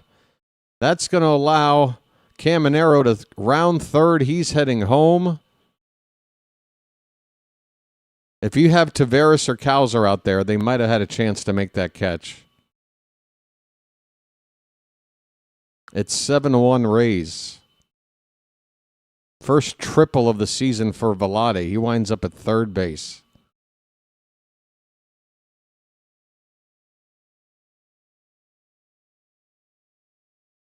Just Blaze didn't have the closing speed there. It looked like he might have a chance to get that ball, but the last couple of steps, he didn't close it down the way it feels like it would have been with a guy like a Taveras or a Cowser out there.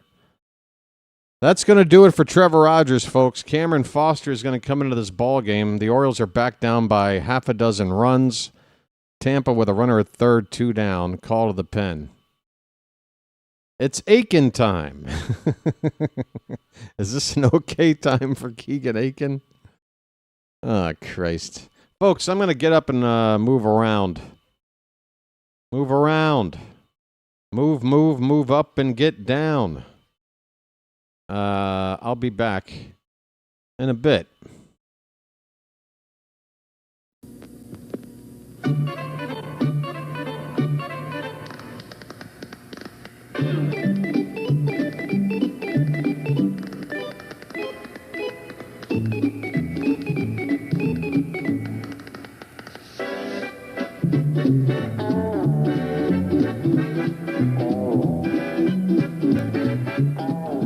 Strange friend in the Chesapeake. Bacon! Bacon! Where's the bacon?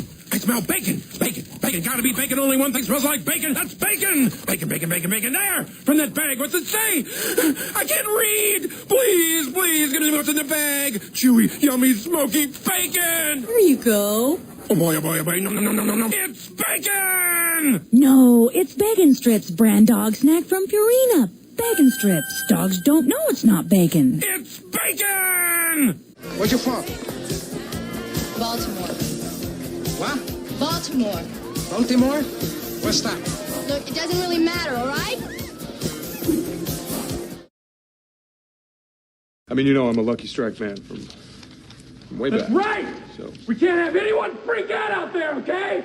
We've got to keep our composure. We've come too far.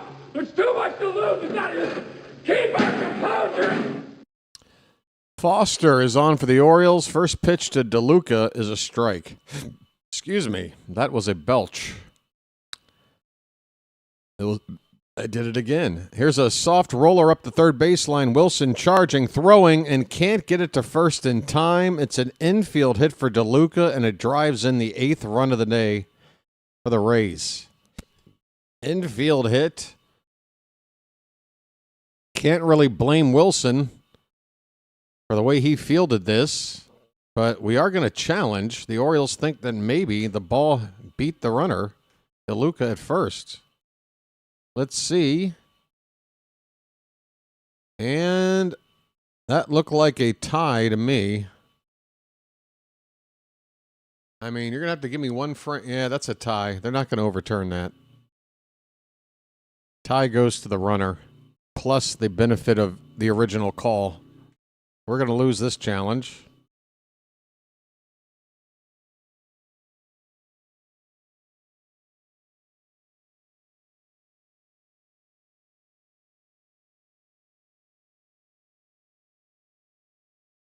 You're gonna lose that challenge. You're gonna lose that challenge.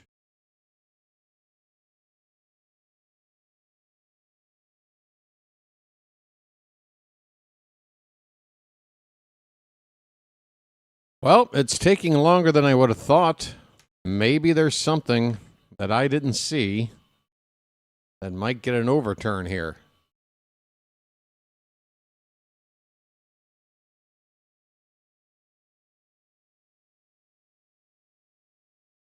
Nope, my original thought was correct. Call in the field stands. Orioles lose the challenge. 2 down with a runner at first for Tampa. Foster has already allowed an inherited runner to score, which means that's the end of the day for Rogers. That ERA just went up even more for him. It is Chandler Simpson's turn with 2 down, runner at first. Simpson's 1 for 2. Rogers now 8 hits, 2 walks, and 3 2/3 innings, 7 earned runs. ERA now at 6.87.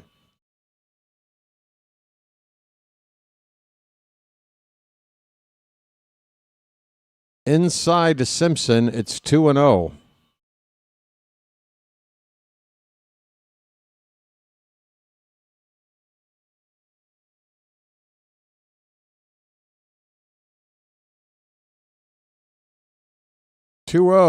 Had the plate, but a bit low. 3-0.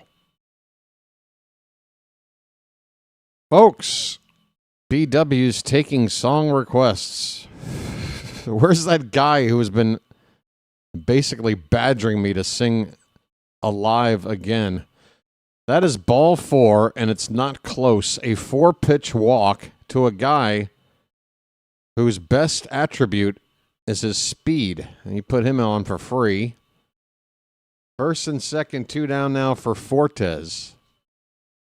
Yeah, where's the guy pestering me to sing the same song on every chat? Didn't make it tonight? I was about to do Pearl Jam Unplugged. Not lucky tonight. Fortes looks at ball 1. Wait, is Derek splitting? Here's a ground ball to third. Wilson is going to race to the bag for the force play to end the inning at third base, and that'll do it. But the Rays keep on adding on. They scored 1 in the first, 5 in the second, 2 more here at the end of 4. They lead it 8-1.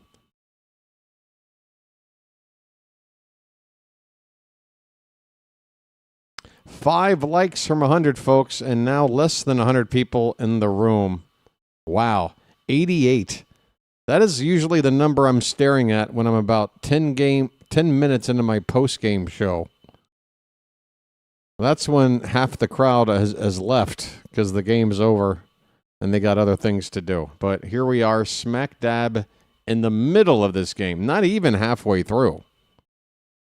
And folks have checked out. So that's why, folks, I got a mine for those likes to prevent disaster like this here tonight. Hey, Mac, you're late. Well, welcome in. Oh, boy, have you gotten here just in time for a doozy. It's a doozy, Mac. We're only down a touchdown and an extra point.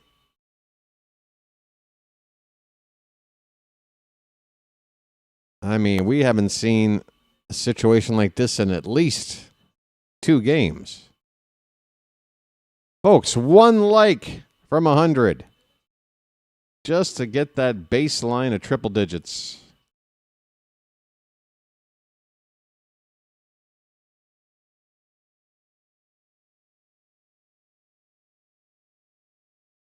Is anyone planning to see the Rays come to town on the 26th to play us at Camden Yards? If so, let me know. I want your giveaway.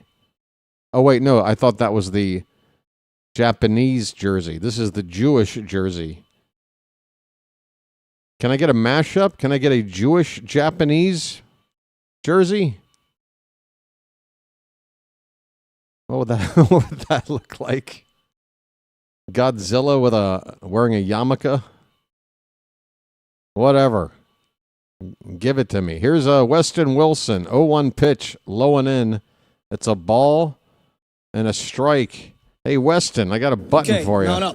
Oh, here it is.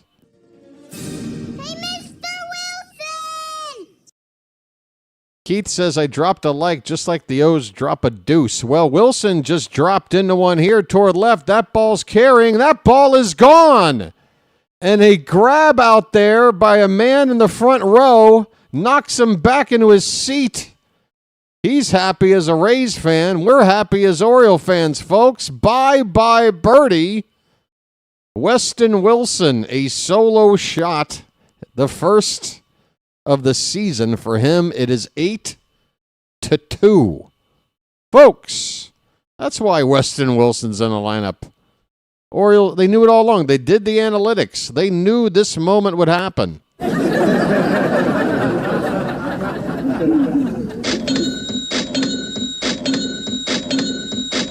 8-2, kids.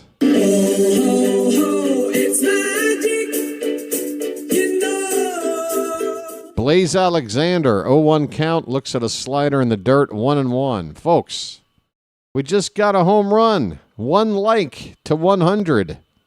Where are you? Where are you hiding? 1-1 is a strike, belt high on the inner half of the plate. Blaze is 0 for 1. Hey, Mr. Wilson. Hey, there's a hundo. Thank you, folks. Message for you, son. 1-2 pitch. Line foul. He was late on a curveball. And I want to thank you very much for that. I really do. 8-2.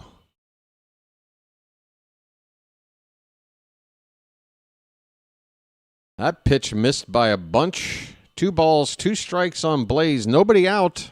We got that leadoff home run. You wish it was more than a solo shot, but if Blaze can find a way on, then you got the top of the order and a chance for a rally. He rolls over on this 2-2 changeup, but it goes foul. We'll do it again. And again, thank you, folks, for getting us to 100 likes.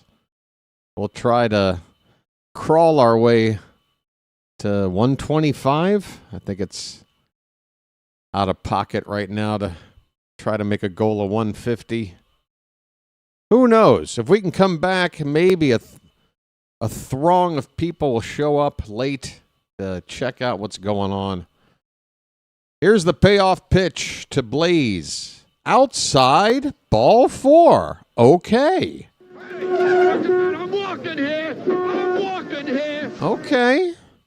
Okay, there may be a crack in the dam that is Shane McClanahan. I mean, not for nothing, folks. If Rogers didn't have that blow up in the second inning this game would be a whole lot closer. And McClanahan, keep in mind, his previous 4 starts did not give up a run to anybody.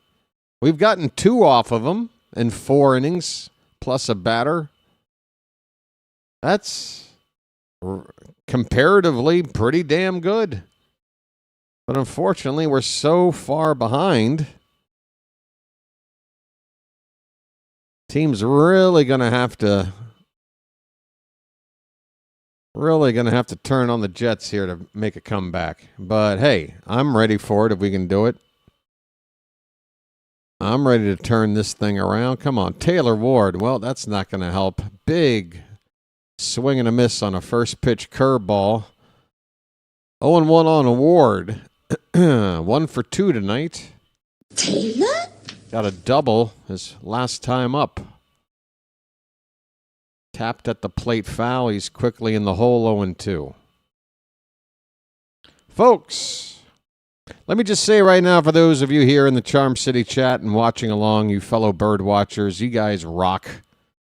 You are here in what right now is not a very fun game for us, because you're hardcore fans. And if it weren't for you hardcore fans, where would I be? Sitting here calling a game to nobody. That's where I'd be. So thank you so much for being here. Here's the 1-2 to Ward. Swing and a miss. 97 for McClanahan, but right in the zone there. Middle, maybe slightly middle in. But a hittable spot there for Ward. Could not touch it. That's the first out. Here's Gunnar. 0 for 2. We're hoping that 4-hit game yesterday is a sign of a breakout here, but tough assignment tonight facing McClanahan. Fouls away the first pitch. Time. Oh, Gunnar could not hold up. A feeble check swing makes it 0-2. Is on my side. Yes, it is. Folks, there's a lot of songs with time in it. You notice that? What's your favorite song with time? There's a throwdown at second base, and Blaze is going to show why he's on fire. I do believe I'm on fire. I do believe I'm on fire. Is that number 5? Stolen base number 5 for Blaze. Puts himself in a scoring position for Gunnar. The 1-2 pitch. Low, 2 balls, 2 strikes.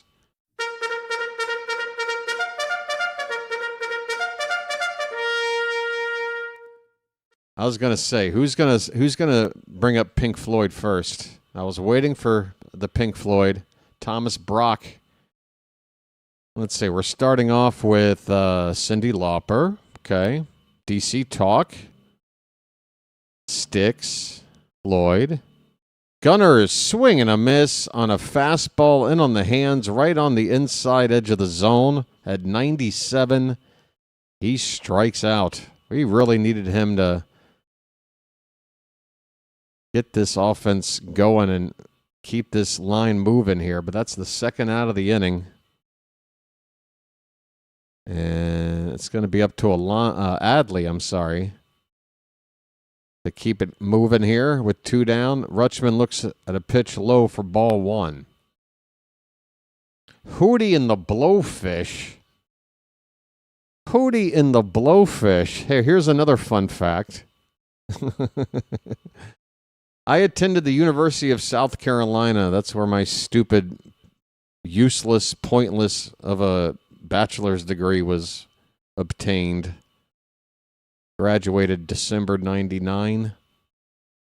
So when I arrived to the University of South Carolina, go Cox. That pitch is a strike. 2-1 to Rutschman. 2 down, runner at second. I entered their media arts department. Rutschman, foul ball, 2-2. And it just so happened that Hootie and the Blowfish, Columbia, South Carolina residents and former students of the university, and also former students of the same program I was in media arts.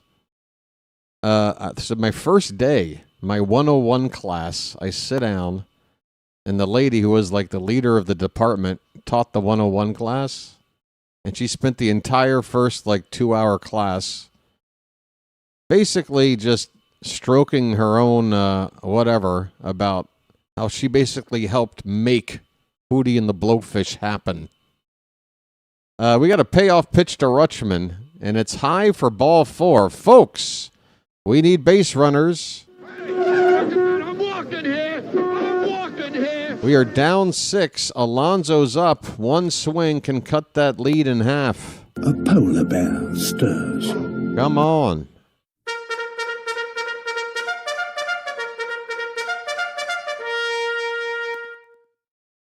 First pitch to Pete. He looks at a curveball for a strike. Not a whole lot of movement to it, but an off-speed pitch that Alonso was not ready for.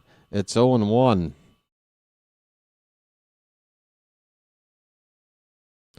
The 0-1, that bounces in there. 1 ball, 1 strike. 8-2 Rays, top of the 5th inning. The Orioles scored 1 in the 3rd and 1 here so far. There is activity in the Rays pen, and that's good to see. Trying to get McClanahan out of this game. The 1-1 pitch, swing and a miss. Pete chased a slider that broke low and in. No chance. 2 strikes. Oh, there's more to the Hootie stuff at USC, which I can't ever refer to as USC unless I'm with fellow South Carolina alumni, because everybody assumes Pete gets into one.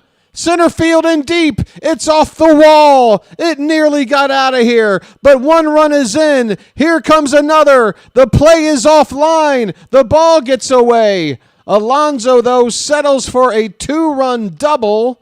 It's 8-4.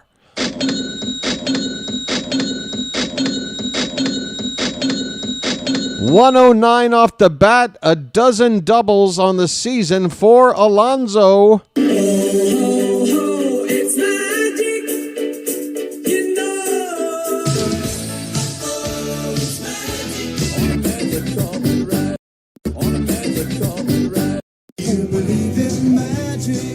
Tyler O'Neill taps one foul, 0-1, 2 down. Alonso at second, 8-4.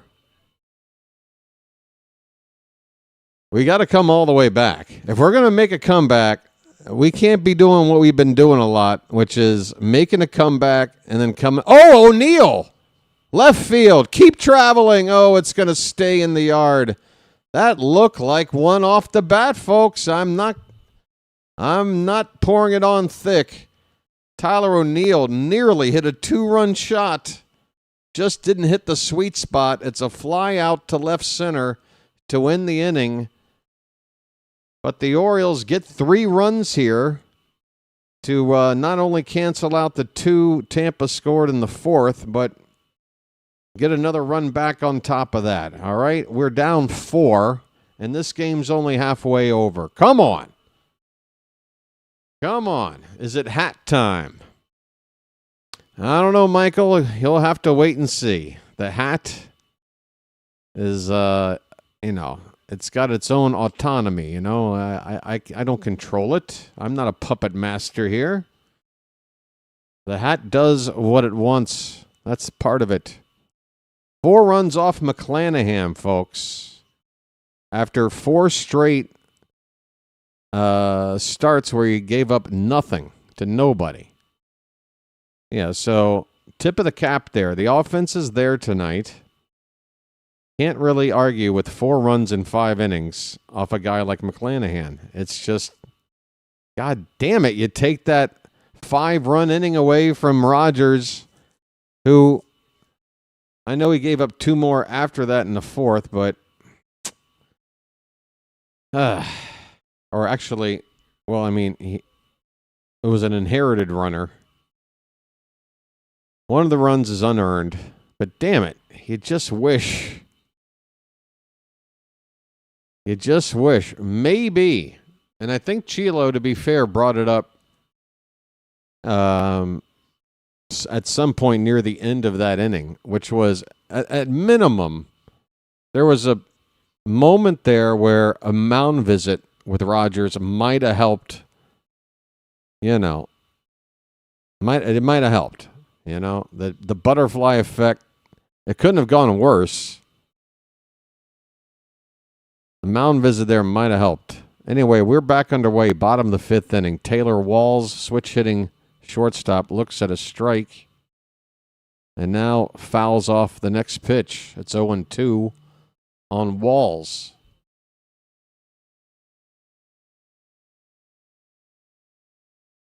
On the road again. Just can't wait to get on the road again. 0-2, fouled back. We'll do it again. So it's still Cameron Foster on the mound here for Baltimore. He's only 11 pitches deep into this appearance. And considering the situation, he is going to probably try to pitch a whole inning here. Hope the Orioles can get a little closer and then start using our more high leverage guys to attempt this potential comeback. Still a long way to go. 1-2 on Walls. The pitch is very high. 2-2.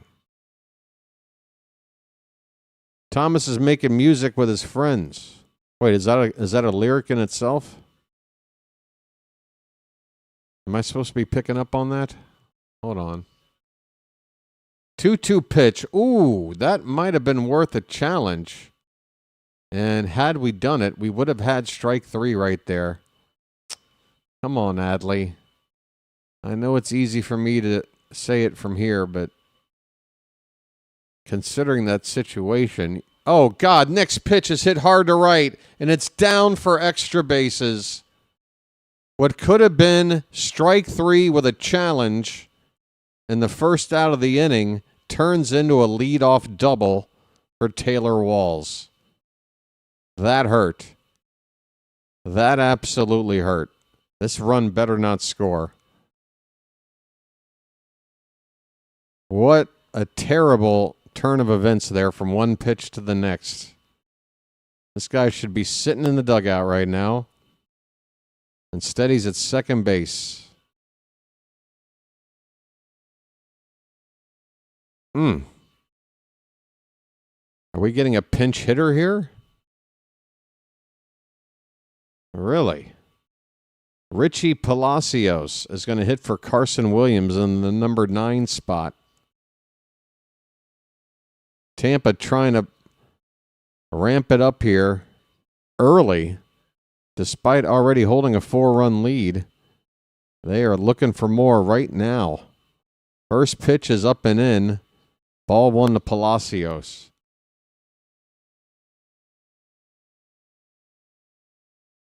Top of the order has already done a lot of damage tonight. You got to go after Palacios here to try to get this first out. And unfortunately, Foster just missed on the second pitch. Not going right after him. It's 2-0. Oh, boy.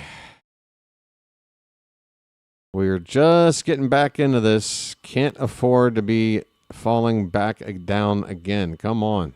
Inside 3-0 and not close.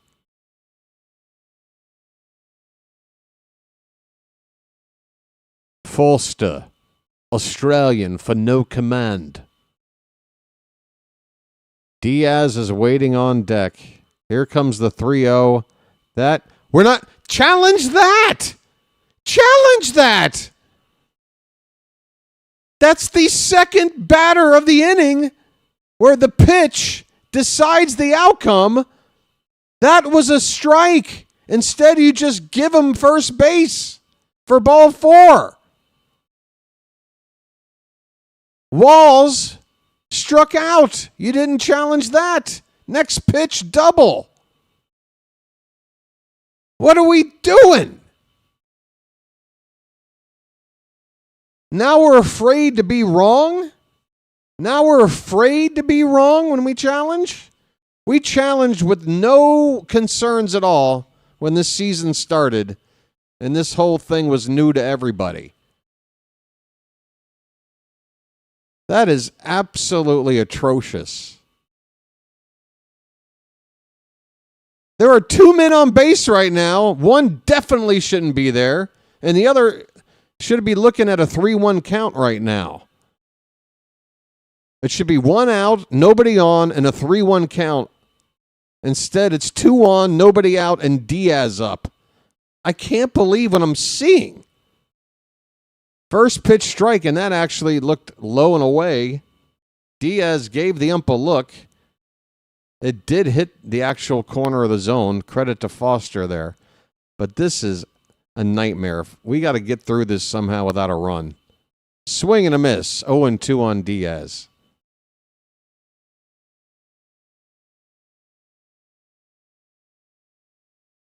Amazing. I mean, we are in this pickle, and before this season, we would need to be in this pickle because there is no ABS system. You had to sit there and bite the bullet, but here we are with technology in place to prevent getting screwed over. But it's up to us to activate that, that whole process, and we didn't do it twice. I can't get over it. This pitch fouled back.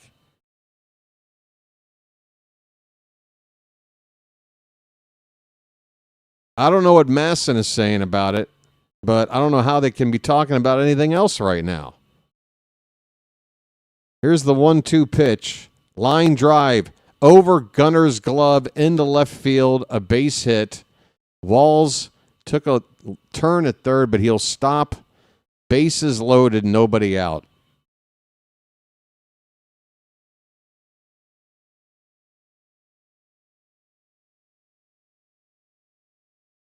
That work we just did in the top half of the inning to make this a game again with a 3-run rally is in danger of getting erased. Jonathan Aranda is the batter. 1 for 3. First pitch is a strike on the inside edge.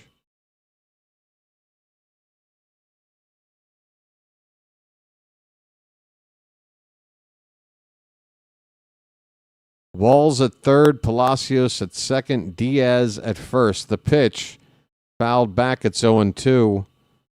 We need a strikeout in the worst way.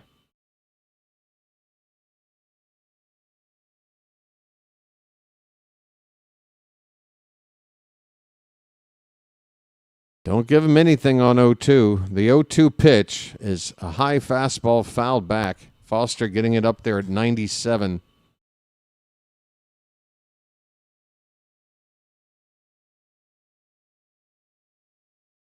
Foster up to 27 pitches since coming into the game. The 0-2 right in there, and a late swing from Aranda. He looked surprised to get a fastball in a spot right there. Was late on it. The count remains 0-2. Pitch. Comebacker off of Foster's glove. It's going to be picked up by Gunner. Does he turn 2? Just 1 out? There was a runner going past Gunner. My God, we had a way to turn 2 from this. We had a way to get the runner at home. For sure, if Foster just snags this, I know a comebacker to the pitcher isn't always the easiest, but that ball not hit very hard. It's going to be an RBI ground out, and it's now 9-4. Tampa. Gunner had a chance to tag the guy right next to him and didn't do it. He only got... This ball's hit out to right. They're just cutting back from the replay, and Junior Caminero just hit a 3-run homer to right that the Masson broadcast wasn't even ready to show. They cut back to it. He had already put the ball in the air. It is 12-4 Rays. Wow, this Oriole organization is embarrassing us fans right now, folks. Even the broadcast team is screwing up. Foster left a cutter, middle, center cut. Caminero, with that cutting action, just allowed it to go the other way with it. For an opposite field 3-run homer. 12-4.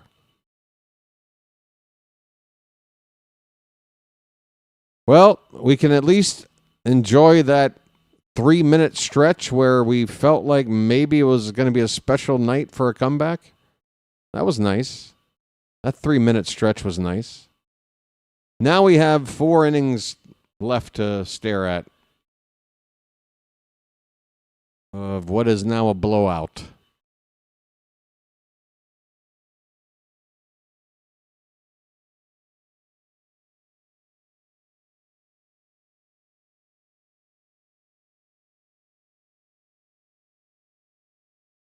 Pitch outside to Velade. 2-1. This is the 4th time through the order here for Tampa, and we're only 1 out in the 5th. That ball's hit on a line. That's down between left and center field. Cut off by Blaze in center. It'll be a long single, and the beat goes on. That is the 13th hit by the Rays tonight. And this is the first game we're playing against them this season.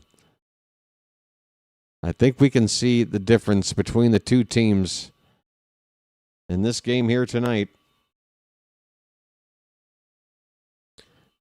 And folks, if you go back to the preseason, here's a ground ball to short. Gunnar could have a double play. It's a low underhand to second, but the return is in time. The Orioles do turn 2 to end the inning.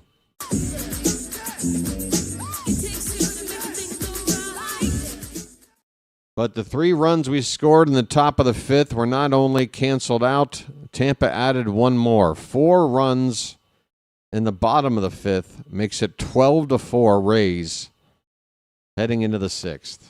12 runs on 13 hits. Outclassed. And again, going back to preseason, folks, I looked around. I wanted to see what everybody's thoughts were on the American League East. Typically, I take predictions and all that very, I put very little value into them. But it is interesting to see when people basically unanimously agree about this or that.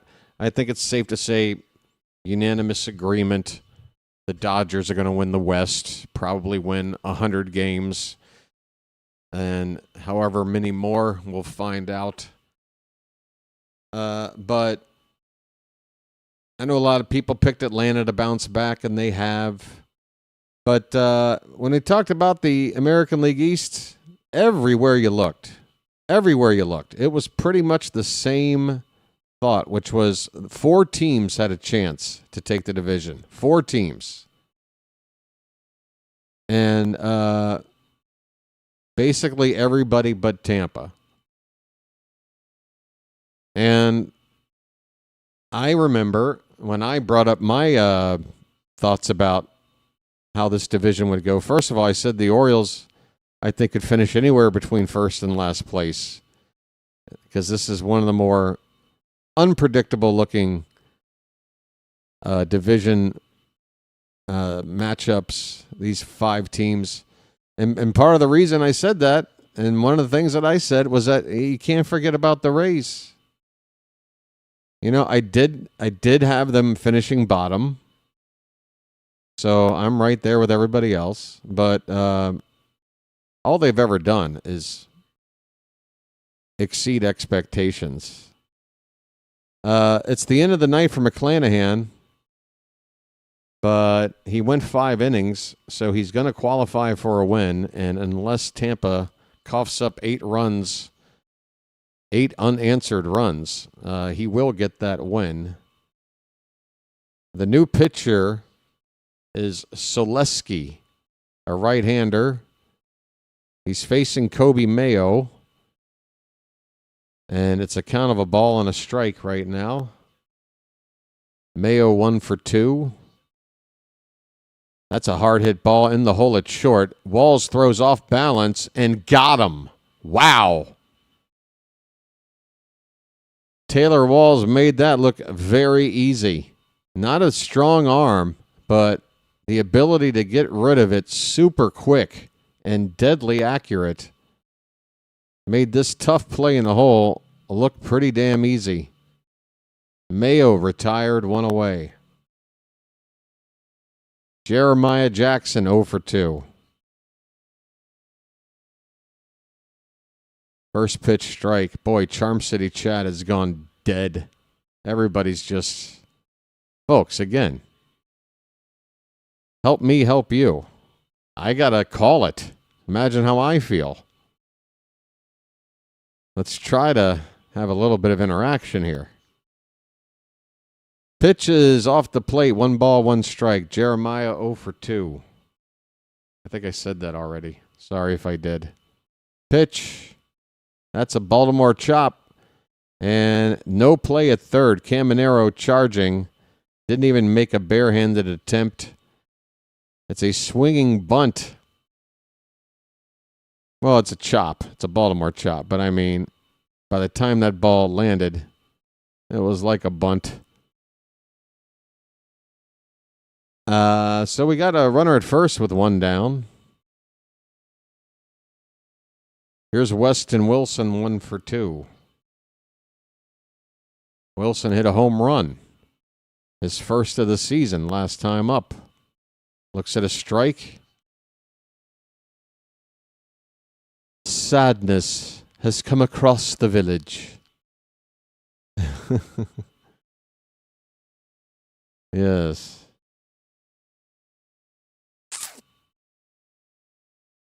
The 0-1 to Wilson. Popped up, right side. First baseman Aranda running with his back to the infield. Can't make the catch as he had to battle the pitching mound. One of the last remaining exposed bullpen areas on the field of play in baseball. Aranda, again, already running a sprint away from the ball, away from the plate. Had to already make a tough catch and then had to navigate around the mound. Winds up not making the catch. Wait, what happened? Aren't we in the middle of an at-bat here? Okay, here we go. It's still 0-2 on Weston Wilson. That pitch misses away. 1 ball, 2 strikes.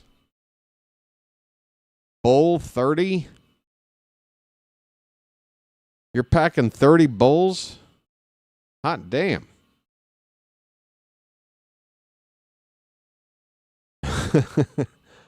1-2 pitch to Wilson. Low 2-2.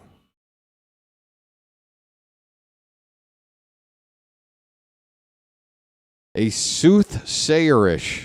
All right, folks, next time I play Scrabble, I got to figure out a way to get that one on the board. 2-2 pitch. Opposite field, base hit. Through the giant hole there on the right side. It's first and second for the Orioles, 1 down. Why are they teasing me? Why are they teasing me? Soothsayerish. How do we give up 12? Joel, by sucking ass. Next question.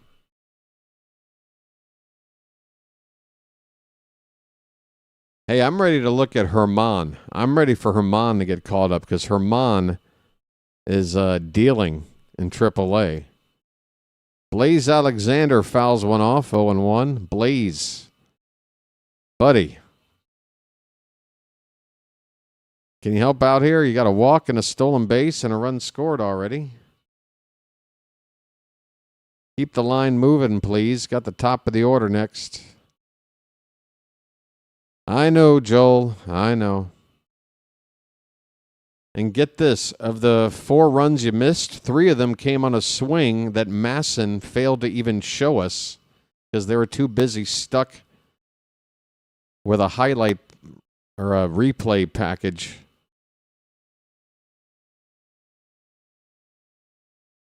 Oh and 2 on Blaze. And now my game just froze. I'll have to just wait for it to bounce back, I hope. Okay, well, it was a ball. It's now 1 and 2 on Alexander. Selesky back to the belt. In the 1-2 pitch. Here it is. Low and away, 2 and 2.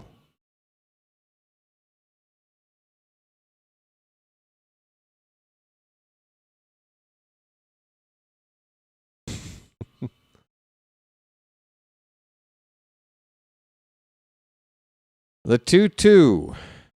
By the way, there's a called strike 3, and Blaze is going to challenge, but guess what? We're now going to use a challenge and lose. Because this is a strike. We can't get it right tonight. And yep, almost all but the tiniest tip of the baseball in the zone. And we're down to 1 challenge. And yeah. Can we get a challenge expert to join our staff? Taylor Ward up with 2 on, 2 out. First pitch. Taking for a strike.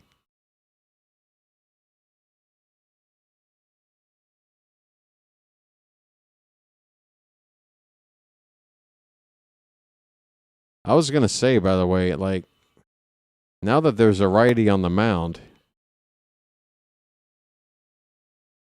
Blaze didn't really have to pitch or hit there. You could have brought in Tavares. If for whatever reason he didn't want him to face a lefty, well, Tavares, switch hitter, could certainly swing it against a righty. And then you've also improved your outfield defense at the same time for the remainder of the game. Not sure why Tavares wasn't thought of there. The Rays have already made. That's a called strike 3, and Ward is not going to challenge that. That was a slider that broke off the plate. It was a ball, and the Orioles 0 for 4 tonight by not challenging 3 times when it would have helped us not only just turn the call over, but prevent an out from being made. It's just unbelievable. I mean, can we get it right by mistake? Can we get it right by mistake? We go to the bottom of the 6th, 12-4 Rays. Unbelievable. Unbelievable. Taylor Ward, strike 3 to end the inning with 2 men on base, was outside. Doesn't challenge. The only challenge tonight was by Blaze. And by the way, it's not just that he got it wrong, but of all 4 of the potential challenge situations, Blaze picked to do it. And it's what has to be the lowest leverage of those 4 situations. So it's not even about right or wrong. It's about when to do it. And in every case, the Orioles have gotten it wrong. It's just unbelievable. It's just unbelievable. Thomas says it's pretty believable. Okay. All right. Either way, it's unbelievable. It's very believable. It's Orioles baseball, folks.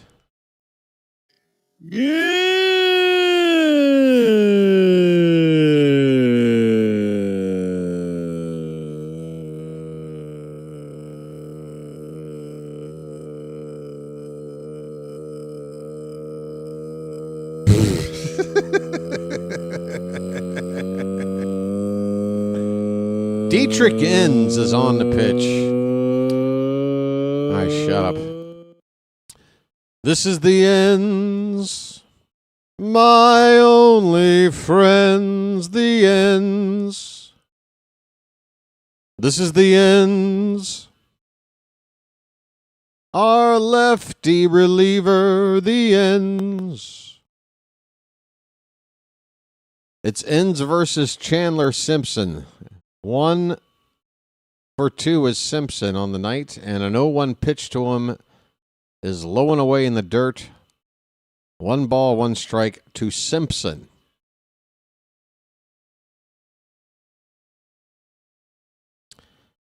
That one bounces about 2 feet in front of the plate. I think that's a ball. 2-1 the count on Simpson.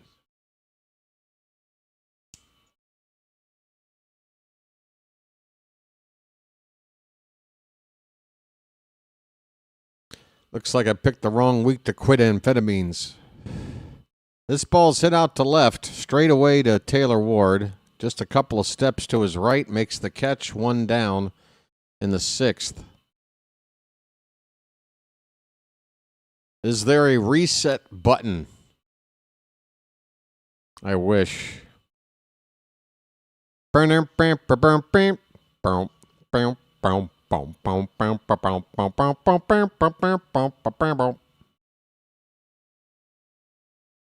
Fortes takes upstairs for ball 1. Yeah, maybe if I pick up my controller and hit up, down, left, right, A, B, select, start, it'll start everything over with 30 runs, 30 free runs credit. Hey, if you know that reference, you know. Nick Fortes has a count of a ball and a strike, nobody on, 1 out. That is inside, 2-1. Ryan knows the deal. Can we spawn new pitchers? Sure. It's all part of the new AI baseball. Foul ball at the plate. Fortes down on both knees. Now on 1 knee. And now back up on both feet. And that is the update on that Rays batter.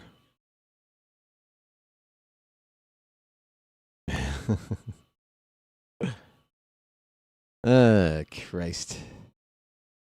Folks, the Orioles trying to get on some kind of streak of wins is more difficult than beating the original E.T. game on Atari. I think the designers of that game might also be working in the front office right now. 2-2 on Fortes, the pitch. That's lined hard but foul, left side.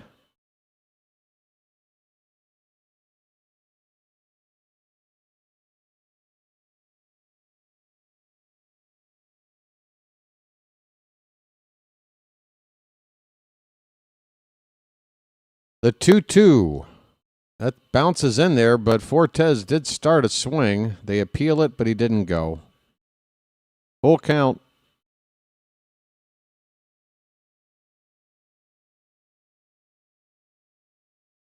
Did you play it, Joel, or did you just buy it to, like, put on display? I played it. I had it as a kid. That pitch is low. Ball 4. 1 out walk to Fortes. Folks, I've got the smoke machine going. Look at the effects. Look at the production value here on the Oriole BirdWatcher channel. I've got my own smoke machine. This looks like a hairband video from '88. Here I go again on my own. She's my cherry pie.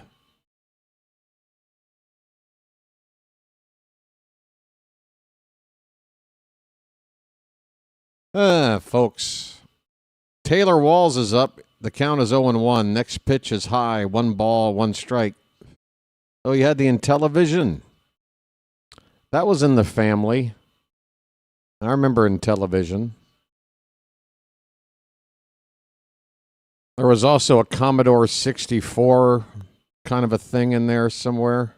Early 80s. But yeah, for me, it was basically Atari 2600 until I got the original Nintendo. Then it's up to Super Nintendo. I think I had like a used Genesis somewhere in there. N64. Then it's into the battle of PlayStation versus Xbox. I was an Xboxer for one generation, the 360. And I hated it. Gave me the red ring of death. Not once, but twice. And I swore off never going back to Microsoft for gaming consoles. 3-1 the count on walls. The pitch is upstairs, and that's back-to-back walks from Dietrich Enns. I never played the GameCube. By then, I was done with Nintendo. I just felt like the catalog of games were starting to not match my interests or tastes. But like N64, like Zelda Ocarina of Time or the Mario game on 64, those were lots and lots of fun. Those are my final years of active Nintendo playing. Palacios is up for the second time tonight. He walked as a pinch hitter. The count 0-1, and the next pitch outside, 1 ball, 1 strike. 1 out, first and second for the Rays. They lead it 12-4 in the bottom of the 6th. PC's where it's at. No reason to be using consoles as a man. Oh, come on with the as a man part. Shut up. As a man. Get out of here. You know, a PC, you can't sit back in a nice, comfy chair and lean back and play. I don't like sitting in a computer chair all day with my head like 3 inches from the screen I'm playing on. I know I can run it into a monitor or something and use a controller through the whatever. Just give me a console. I'm fine. I'm not complaining. Leave me alone. 2-2 on Palacios. That ball's hit on a line, and that's going to hit the gap in right center field for a base hit. 1 run will come in to score. It'll be first and third. It's now 13-4. Rays. Dietrich Enns came in with a nice ERA, and that nice ERA is in danger of shooting up. It was in the low ones. That run there makes it 2.08, and he's got more guys on with only 1 out. See, I knew I'd see that comment. You can plug any controller into any... I know, man. I know. Again, leave me be. Leave me be. I like what I like. I am what I am. What I like now are those emulators. Here is a ball hit out to left center. That is crushed by Diaz. It's going to bounce up against the wall, right in the gap. 2 runs will score easily. It's a 2-run double for Diaz. 15-4. That's the 4th hit of the night for Diaz. He's scored 3 runs already. He's driven in 4. And he's out there at second base with a chance to score his 4th. Enns doesn't have it tonight. Enns does not have it tonight. You can also watch game while watching the Orioles or also watching the BirdWatcher at the same time. I'm too confused. That was a tongue twister. She sells seashells by the seashore. Rubber baby buggy bumpers. How much wood could a woodchuck chuck if a woodchuck could chuck wood? All right. I'm still with it. Jonathan Aranda, 0-1 on him. 0-2, but we're going to get a challenge here by Aranda. Tampa have both of their challenges still. And Aranda just lost it. That ball did just clip the top of the zone for a strike. So it's 0-2. Both teams with 1 ABS challenge remaining.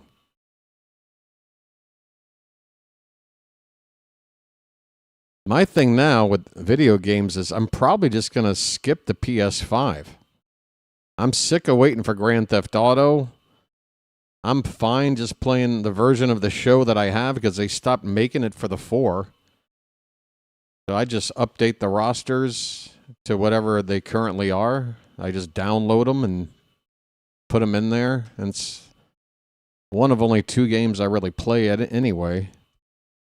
Pitch up and away, a ball and 2 strikes. But yeah, the emulators, a buddy of mine that used to live here, he had one that had all of the original Nintendo games, pretty much all the Super Nintendo games, and, of a good enough quality where you really didn't feel like you're missing anything. Here's a fly ball to left. Ward will make the catch for the second out.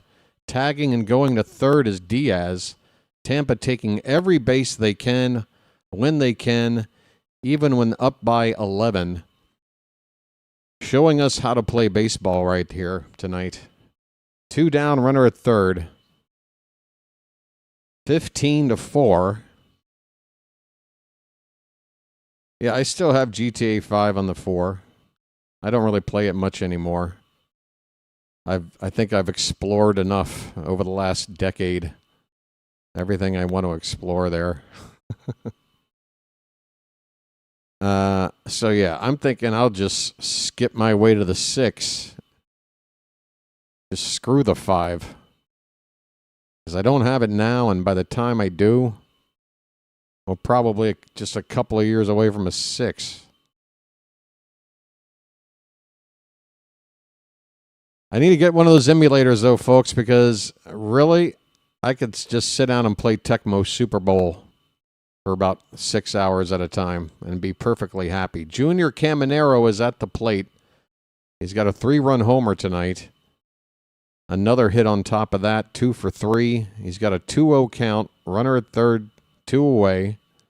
And that pitch very high, 3-0.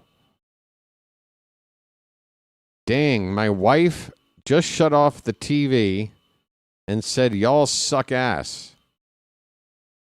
Like us? Us bird watchers? Or is she talking to the Orioles? What did we do? Ball 4. Caminero never got a pitch to swing at, and that'll load up the bases. Drew French. What are you going to talk about, man? What are you going to talk about right now? Well, Sammy's on the bench tonight, so we can always bring him in to pitch the rest of the way. That way we can get the best use out of Basayo.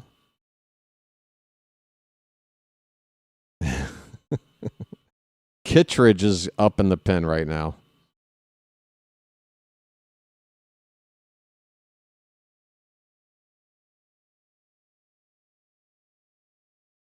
Tampa looking like world beaters. Well, I mean, they got is Kevin Cash, right? That's the manager.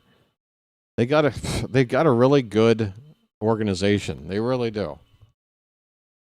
And it just goes to show that it's not about anything more than finding the right people for the job.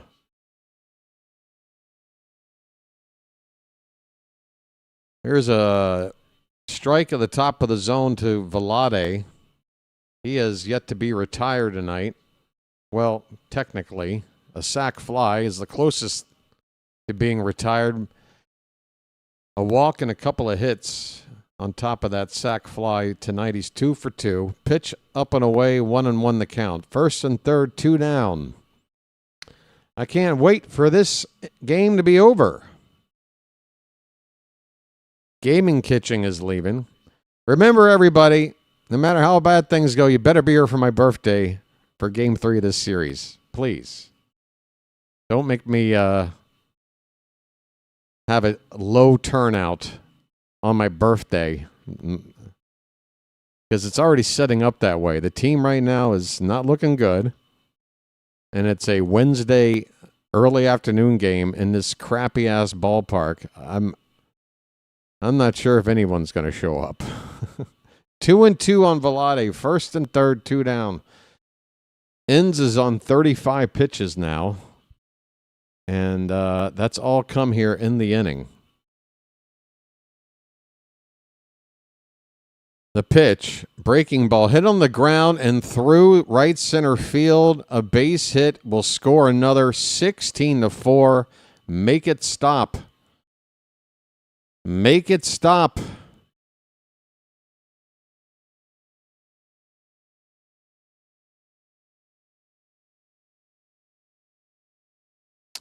So again, I was worried about this, and I talked about this in regards to Keegan Aiken. I said, well, Dietrich Inns is having a good year, but one bad outing can make a low 1 ERA turn into 4. Well, guess what? That's where it is.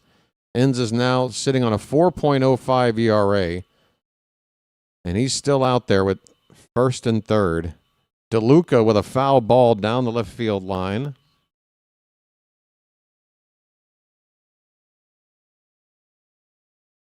How many hits now? 16 hits. 16 runs, 16 hits. And the Rays have left less base runners on than us at the moment. They've left 5. We've left 6. Unbelievable. 0-2 the count on DeLuca. Bleeding over.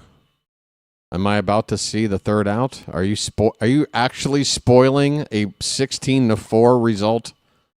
There's a ground ball to third over to first in time, and the bleeding is over.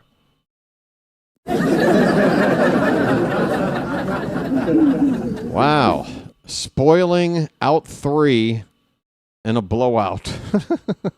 Thanks. I'll be back.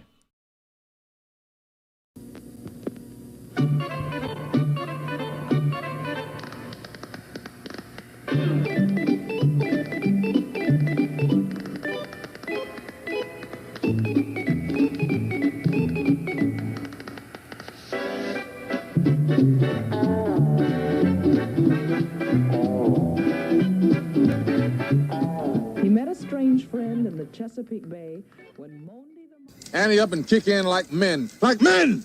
What you just said is one of the most insanely idiotic things I have ever heard. At no point in your rambling, incoherent response were you even close to anything that could be considered a rational thought. Everyone in this room is now dumber for having listened to it. I award you no points, and may God have mercy on your soul. It's a beautiful day in this neighborhood. Are there things that make you angry? Do you have ways of showing you're angry? Are there things that make you angry? Do you have ways of showing you're angry? Are there things that make you angry? Do you have ways of showing you're angry? It's a beautiful day in this neighborhood. This is great iced tea.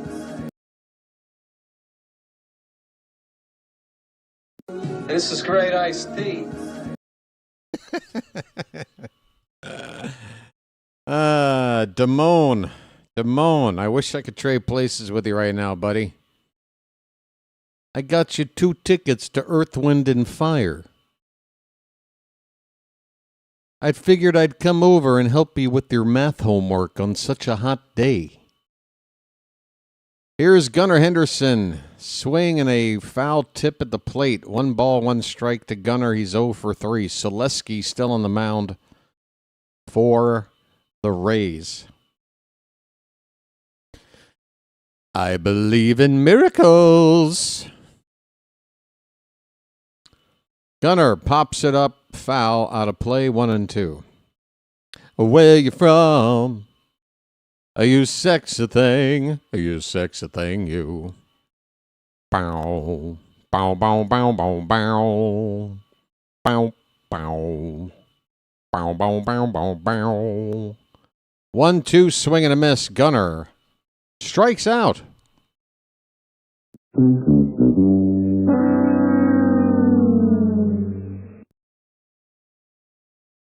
All I need is a miracle.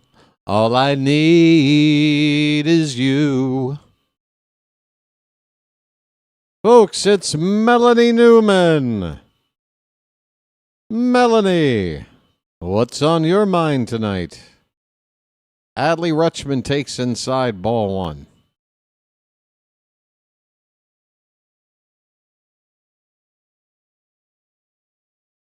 Folks, we just need 3 grand slams. There's a strike. 1-1 on Rutschman.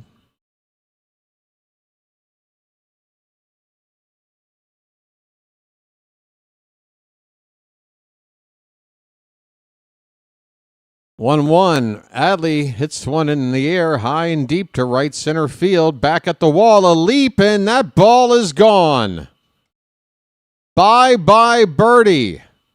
A solo shot. Now we only need 3 grand slams and an Earl Weaver special. Rutschman with home run number 7 on the season. It is 16-5. I was waiting to see the score. I thought they had 14. I'm sorry, 16-5. Woohoo! Pete Alonso, swing and a miss. Alonso has 2 hits tonight.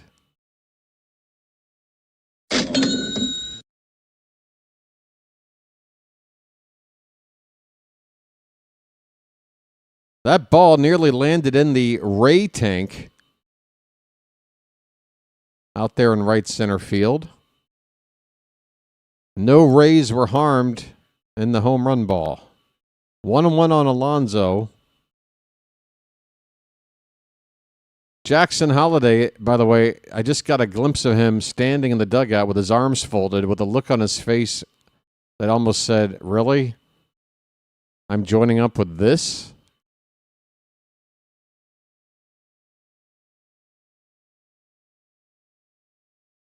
Four runs per inning, huh? Wait a minute, it's the 7th. Even if we got 4 more now, that makes it 9. 4, oh yeah, well 4 more, we've already, get out of here. I think 5 per inning would be, oh, there's a line drive over the glove of shortstop. That's the 3rd hit for Alonso tonight. All right, folks, perfect time to get some of these averages up with some meaningless garbage time hits. Here comes Tyler O'Neill, 0 for 3.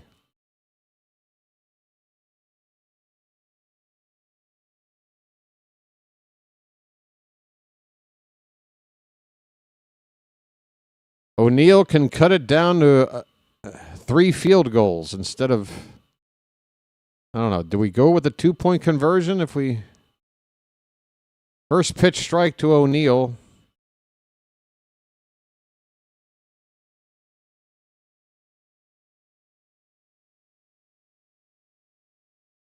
The 0-1 from Selesky. In on the hands and fouled away 0-2. Everybody wants a home run. Well, I better hit the bugle.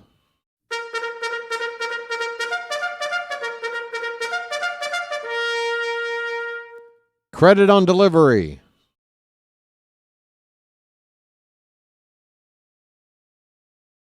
The 0-2 pitch. That ball's hit high in the air, but it's going to stay in the yard. Straightaway center field. Now moving a little to his left is DeLuca. He makes the catch. 2 down. What did I miss? A mental breakdown on my part. Bit of a crash out. Not much more. 2 down in the inning. Oh, I see on my monitor. Might be time to adjust the lighting here. Starting to get that sloshy, alcoholic, drunk face. There we go. That looks a little more natural. Kobe Mayo is up with a runner at first, 2 down. First pitch is a ball. Next pitch Hit hard, but right to Caminero. He drops it, but has time to recover. He'll go the short way to second to get the force. Inning over. It is 7th inning stretch time in the Trop. Folks, time to throw some cakes on the griddle. Thank God I'm a country boy. Hope you enjoyed this 7th inning stretch. It came and went in a hurry. I'll be back. Thank God I'm a country boy.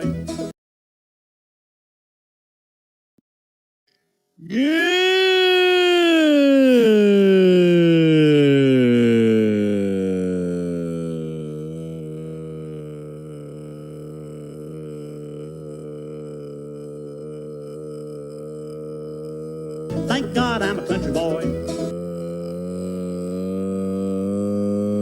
Thank God I'm a country boy. Thank God I'm a country boy.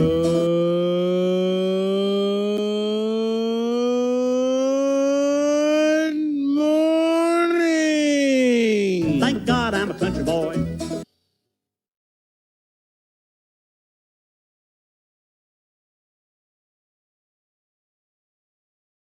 We're on a mission from God.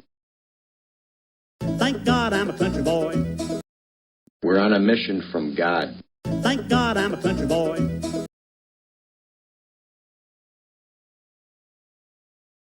It's a Jackson holiday in Cambodia. It's tough, man, but it's life. Jackson holiday in Cambodia. Don't forget to pack a wife. Pole. Pot. Hey, folks, I'm so glad I'm seeing this promotion right now on Masson. They're talking about the Sammy Basayo bobblehead giveaway on Saturday, May 23rd. Folks, you're going to want to be there. The Tigers are in town, and the probable pitcher for that game is left-handed pitcher Framber Valdez. Sammy Basayo left out of the lineup tonight because apparently a left-hander on the mound means just sit your best hitter on the team. But will the Orioles really sharpen up the old tool shed and say to themselves, you know what? Sammy should be in the lineup against a lefty like Valdez because it's bobblehead night. Can't wait to see Sammy in the lineup Saturday, May 23rd, because it's a bobblehead night, not because he should just be in the lineup anyway. A public service announcement from your friends at the BirdWatcher Channel. Folks, there is one out in the bottom of the 7th inning. How did it happen? Who cares? We just want to leave. Blaze Alexander has moved from center field to shortstop. Cowser in center. Gunner out of the game. Here's a ball hit hard to left. Ward will catch it on the run. 2 quick outs here by Andrew Kittredge on 2 pitches. That's right, folks. The Orioles are making decisions based on promotional giveaways.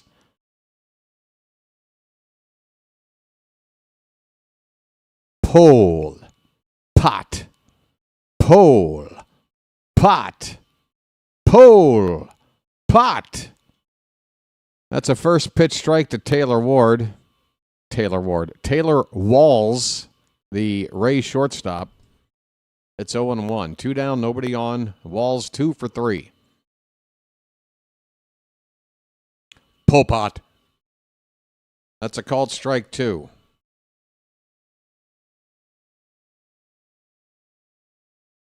Kittredge in the past couple of seasons has completely caught up to and has passed me by in the gray-haired beard department. Those grays are filling in quickly. It is 0-2 on Walls.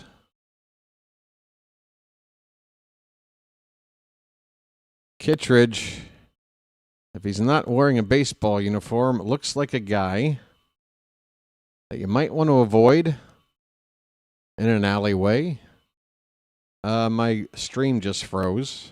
Got that going for us. It's 1-2 now on Walls.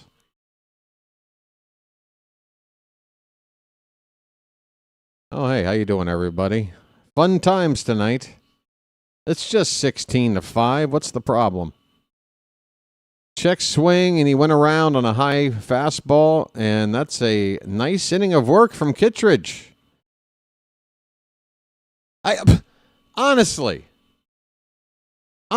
I saw Adley smiling earlier after chasing down a ball in foul ground near the Rays dugout. I just watched Kittredge give Adley like a big grin after finishing up that inning there. Is there anything to be smiling or laughing about with this game?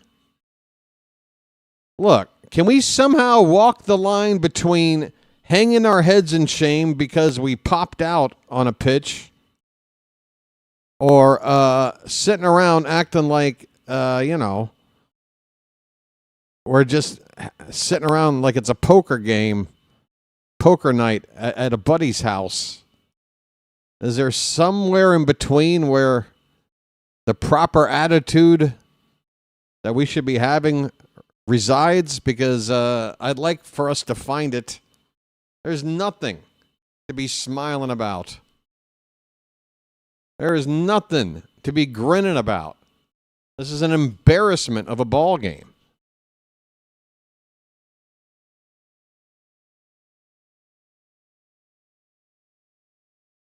I like Legos, except when I'm barefoot.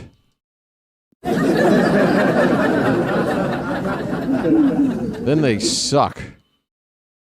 Barefoot with the lights off. I hate Legos.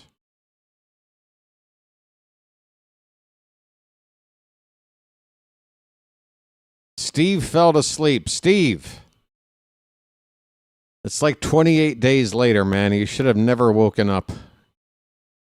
Sorry, buddy. Welcome to the new reality. 16-5. Both teams have left 7 men on base. 8th inning we go. Bottom of the order for the Orioles. Jeremiah, opposite field. He laces it down the corner. Is it fair? It is. Jeremiah going to turn and make it to second with a leadoff double.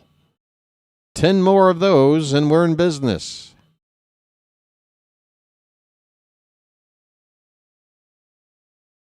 All right. We just need Jeremiah to come up a second time with every other batter in the lineup also hitting a double. And we got a shot here.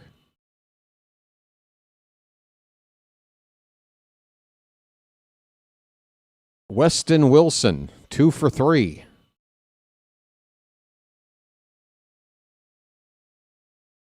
This ball's fouled off to the left. You might not be wrong, Matt. And I would assume we go to a position player in the bottom of the inning unless we put up multiple runs here and cut the lead back to single digits for Tampa. Wilson hits one on the ground to third. Caminero has one play over to first. He's got it over there. Out number 1. Wilson 2 for 4 on the night. Folks, game 2 is tomorrow. I can't wait to see you all back here.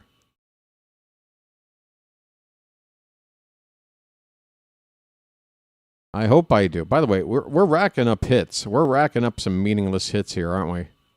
What are we up to? We got 12 hits. This ball's to right center. This one's dropping. That is a double for Blaze Alexander. It's going to score Jeremiah. It's 16-6. Buccaneers 16, Ravens 6. Here, midway through the fourth quarter. Right. There you go. Your token cha-ching.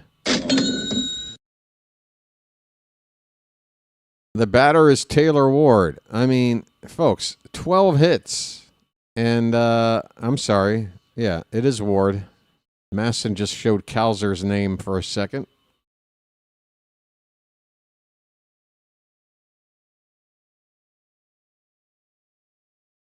Here comes the first pitch, I think. There's a strike. I think Masson has screwed up their scoreboard. Yep, the count now 1 ball, 1 strike.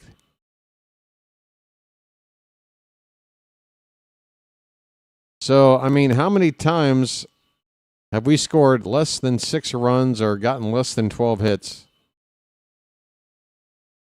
But still would have been enough to win a game. We put up some good offense tonight against a tough starter and the bullpen, and we are 10 runs down. 1-2 pitch off the plate, 2-2. I believe in miracles. I believe I made that known already. I'm alive. That's a miracle. 2 balls, 2 strikes. The pitch. That's ball 3. Low. Rutschman is on deck. Or I'm sorry. Wait a minute. Didn't we make a change? Cowser should hit next. Cowser would hit next. This pitch is low for ball 4, and it will be Colton Cowser coming up with his first at-bat of the night. We figure out a way to get everybody into the ball game except Basayo. It's just...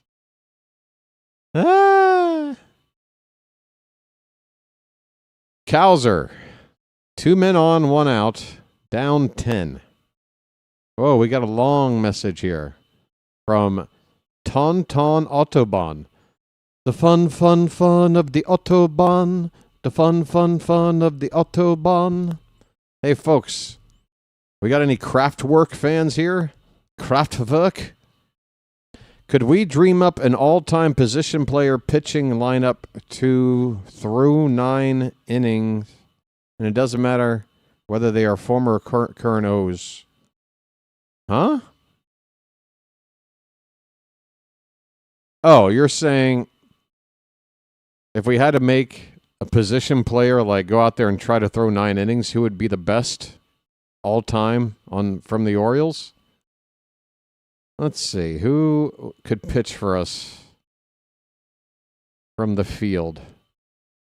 Who do I think could do it? I don't know. Manny Machado. I know he's got a strong arm.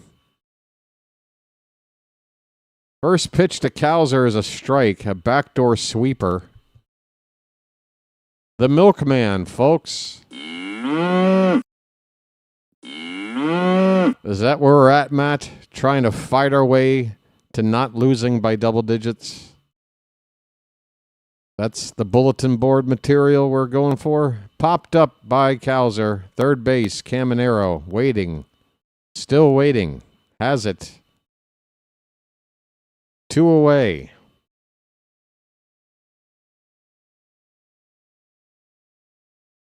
You think Cowser can pitch? I mean, I just try to think of an outfielder with a super strong arm. I'm looking for a Rick Ankiel kind of a guy. Hey, we had Vladimir Guerrero for a season. Can I use him in his prime? I want prime Vladimir Guerrero as the ace of my new position player rotation. Oh, yeah, Laureano. He can be like a 3 or 4 starter. Does it really come to this? Rutschman with a count of a ball and a strike. 2 men on. Adley hit a home run his last time. Number 7 on the season. And he pops up this 1-1 pitch. It'll get out of play. Laureano is struggling. I want to kiss you. I really don't care about the way Chad plays. I want to kiss you. All right, Joe, let's go back to the studio. Oh, my God, we got a bunch of rowdy, shirtless young men who all have the physique of McLovin from Superbad. Folks, it's a gaggle of geeks taking over the left field bleachers here at Tropicana Field. Might be a TikTok video we're witnessing. Who knows? The 2-2 to Rutschman. Low for ball 3. Folks, full count, 2 out. Both runners will be off on this pitch. Bugle time.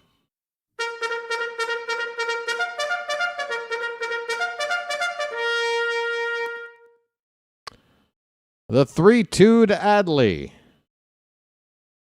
Hit on the ground and backhanded by... Oh, it's booted by the second baseman. A backhand attempt, but he couldn't stop and place himself. He kind of overran it as he gloved it to his right. Everybody's going to be safe, folks. The bases are loaded.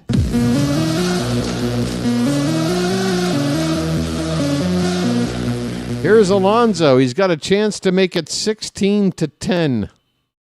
He's already 3 for 4 tonight. And that first pitch in the dirt for ball 1. Pete. A polar bear stirs. Help out somebody's fantasy team, if nothing else. A polar bear stirs. Would somebody tell those 17-year-old young men to put their shirts on, please? There's a strike, 1-1 on Alonso. A polar bear stirs. Whoa, wrong button.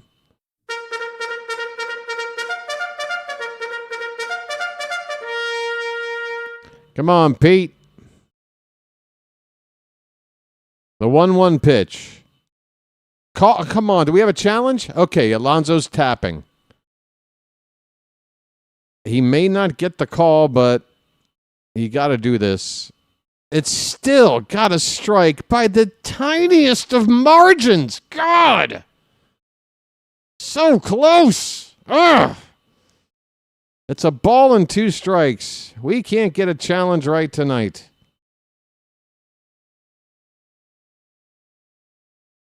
The 1-2.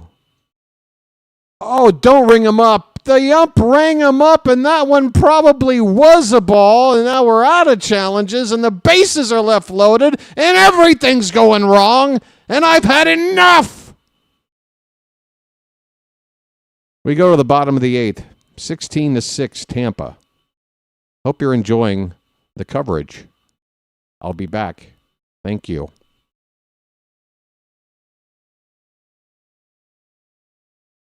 Hey, remember that music everybody hated? Okay. Is that still on here somewhere? I need something that's going to last a minute. All right.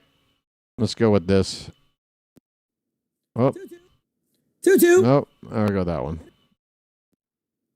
2-2. Hit in the air to right center field and deep. Going back.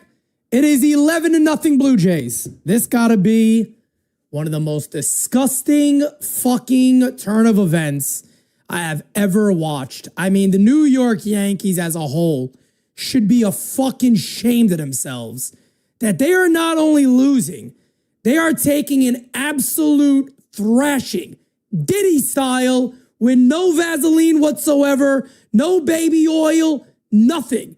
They are getting balls dragged over their fucking foreheads like a group of bitches is what is happening right now for the New York Yankees.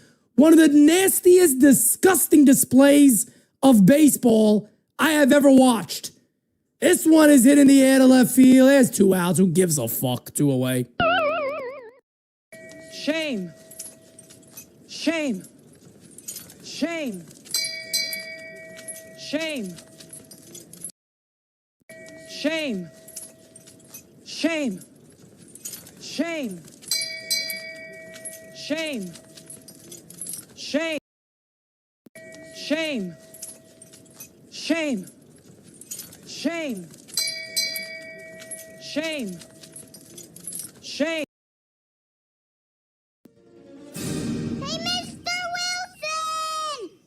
Weston Wilson is on the pitch, folks. Great success. 16-6 It is going to be Palacios and then the top of the order for the Rays. Is that going to be the 6th trip through this order tonight? It will be 6 times up for Yandy Diaz. Sorry, is it God, I get these two mixed up now. The Astro catcher and this dude. Yandy. Here's a ground ball diving attempt by Blaze at short. It'll get through to center field. It's a leadoff single for Palacios. And here we go. The 6th trip through the order starts now for the Rays in the bottom of the 8th. Weston Wilson is pitching. Are you ready to watch 16 turn into 20, folks? Stay tuned.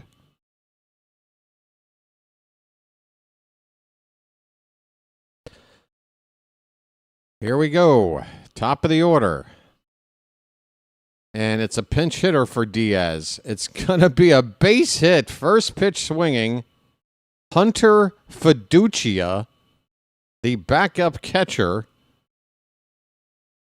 smacks a single up the middle, and he's on. Diaz had gone 4 for 5 with 4 runs and 4 RBI, and he's lifted for a guy that gets a hit. 2 on, nobody out. You guys better head for the exits. Here's a strike to Jonathan Aranda, 1 for 5.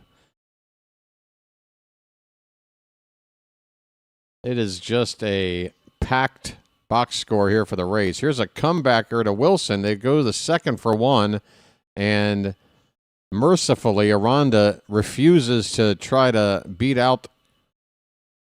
He's just giving the Orioles a double play to make it 2 down with a runner at third. Thanks, Aranda. Thank you for your contribution.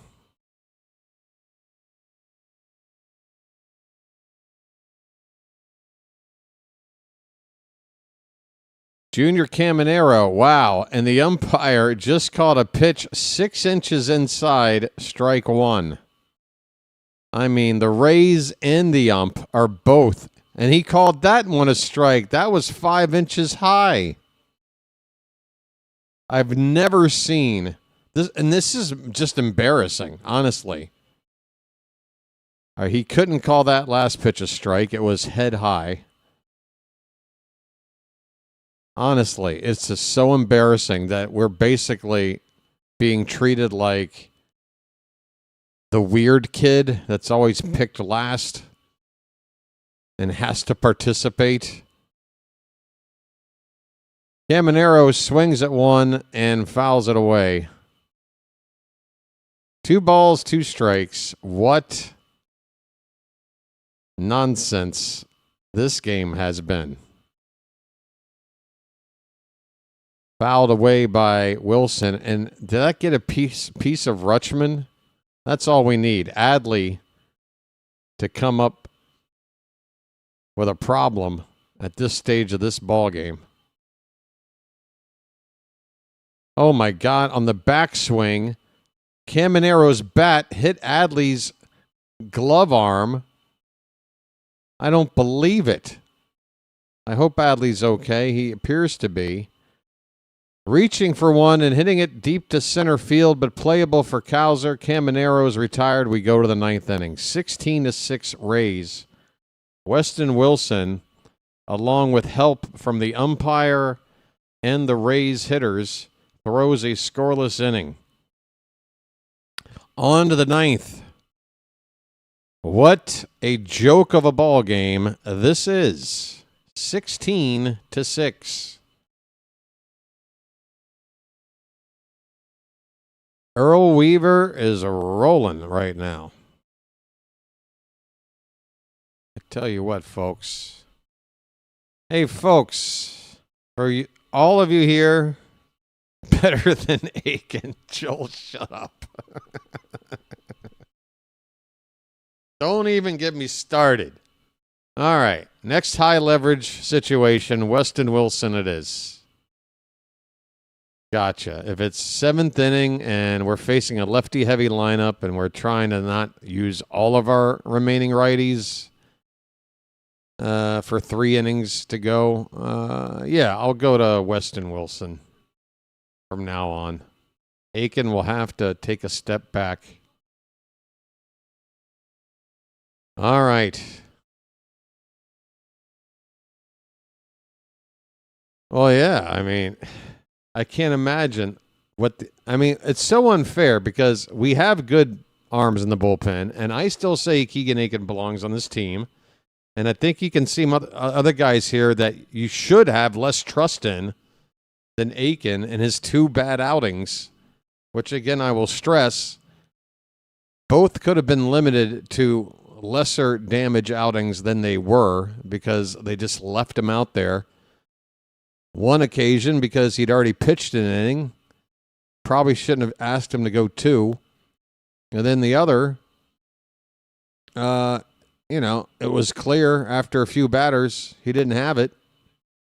And if we're going to remain in the game, we needed to try to go to somebody else. And we didn't. And he continued to show his ineffectiveness. Outside those 2 appearances, he's given up 1 run over his other 9 appearances. So here's a ground ball by O'Neill to Caminero. He throws across the diamond in time. Tyler O'Neill's gone on 2 pitches. 2 more outs to go. Joel has seen 10-run innings before. With the first out already. Is that with 1 out already and nobody on? Have you seen those? Because that's where we're at right now. Here's Kobe Mayo. Upstairs, ball 1. The new pitcher is Biggie. I hope he finds a wife that they share a last name, and her name is Smalls. I want to go to the Biggie Smalls marriage, the wedding for Biggie Smalls. That's all I got, folks. It's 1-1 on Mayo, who is going to do some bat maintenance. Kobe Mayo. How many sandwiches would have to open? You'd have to spend the rest of your living days just opening sandwiches, Matt. Down an assembly line. I don't know if you want that kind of a fate. Like pushing that boulder up the mountain. 1-2 fouled away. We'll do it again.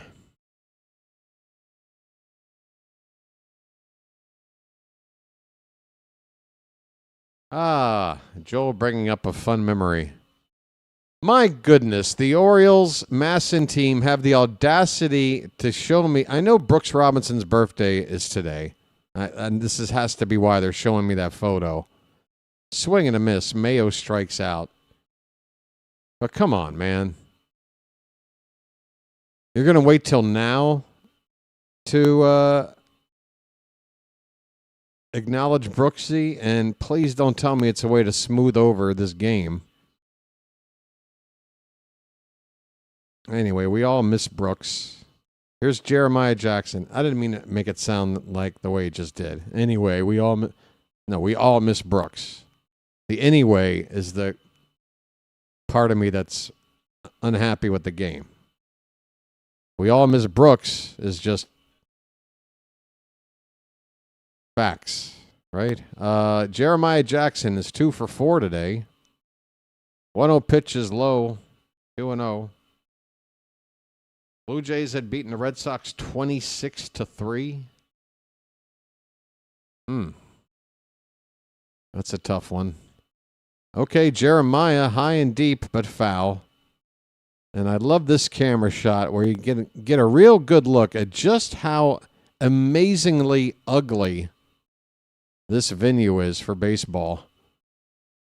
I'll say it again. It looks like somebody removed all of the product out of a Costco, threw in some seats.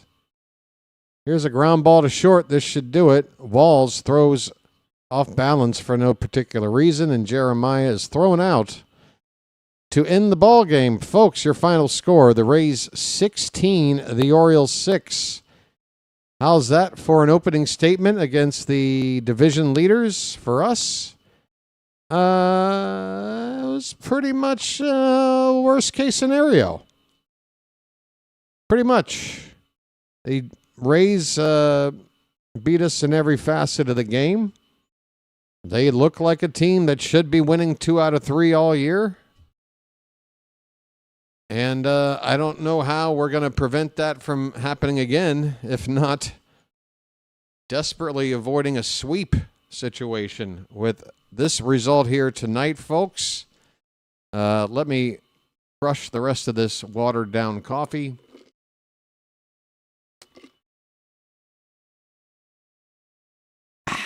Okay.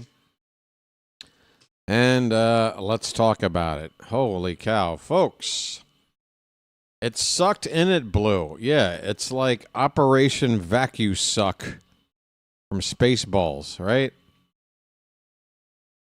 She's gone from suck to blow. Folks, here we are. Again, look at this beautiful venue. Folks, what is it about the place? I don't know. Is it the 3-ring circus tent? The amazing the amazing sight lines and eye candy, the horizon beyond the outfield, or is it that Rays tank that appears to have not had any chlorine or anything to clear up the water there for a while? Looked a little murky. I got to be honest with you. I mean, the place is a dump. All right, is what I'm saying. But who cares? If I grew up in Tampa, I would be pleased as punch to go to this shithole ballpark if I got to watch a team looking this good and making playoffs on the regular. You know? That's what means the most. But the owners don't see it that way. The owners probably look at a team like the Rays and go, you know what? Even if we did all the right things, if we just don't find a way to get the fans in, that the attendance is like one of these games, your average attendance at a Rays game. No, they don't want that, right? I don't care. I don't care about all the window dressing, as nice as it all is. And again, I love Camden Yards. I'd rather not play anywhere else as a home team. But damn it, a team that plays in a crap hole like this with attendance like this should not be able to be as good as they are, and yet they are. So it just makes me wonder.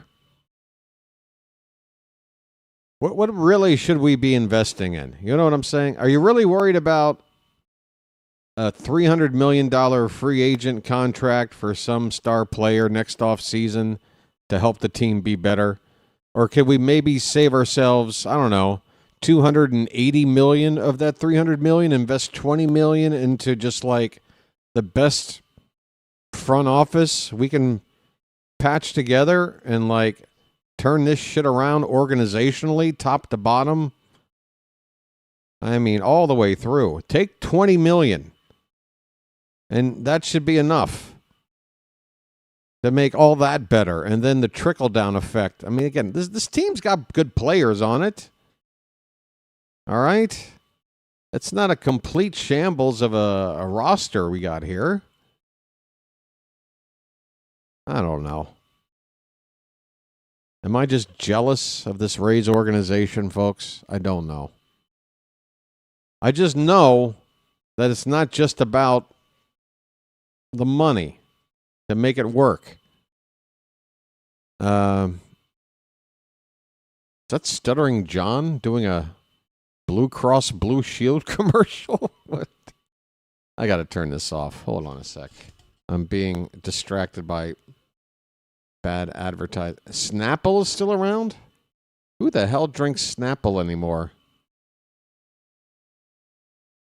Folks, I remember when Snapple was the cool drink to go pick up from the gas station mini mart. What's going on, guys? Since starting the season, 9-7, we're 12-20. Is that where we are? 21-27? That sounds about right. 6 games under. 12-20. So 6-10. That's 3-5. Yeah. Yeah. Can't be playing 400 baseball and expect to get back to 500. I don't want to blow you people away with my super duper math skills, but pretty sure playing 400 baseball doesn't get you back to 500. Might actually get you farther away from it. Yeah. Folks, 127 likes. Thanks, Matt. All things considered, thanks for any kind of channel help in this game here tonight, folks. There is not a whole lot of people here, and there's not a whole lot left I want to talk about, so I think it's time to go. Hope to see you back here, same start time, 6:20 p.m. Eastern. I'll be on the air, probably with more silliness. Folks, if we start seeing games like this, trust me, I'll make up for bad baseball with just crashing out here on the stream in some fashion that'll still make it entertaining enough to come back. All right? I'll start pulling out some stunts, some gimmicks, whatever it takes. It looks like Dr. Delay is calling the Brewers and the Cubs. Let me make sure that game is still active right now. It is. Top of the 7th, Milwaukee up 9-3. I'm going to send you over to Dr. Delay, folks. Please let him know I said hello. And give him a like and subscribe if you haven't already over there to Dr. Delay. Until tomorrow night, folks, this has been the BirdWatcher. I got a feeling the hat might need to hang out with me all game tomorrow from pitch 1. Again, the matchup on the mound for tomorrow's game, Kyle Bradish against Griffin Jacks. Bradish does look good lately, and we're going to need his best tomorrow. Got to even up the series and cancel out this awful ass game here tonight. Until tomorrow, I hope you guys have a good night, and I'll see you tomorrow for Game 2. This has been the BirdWatcher. I'll chirp at you later. Take care, everybody.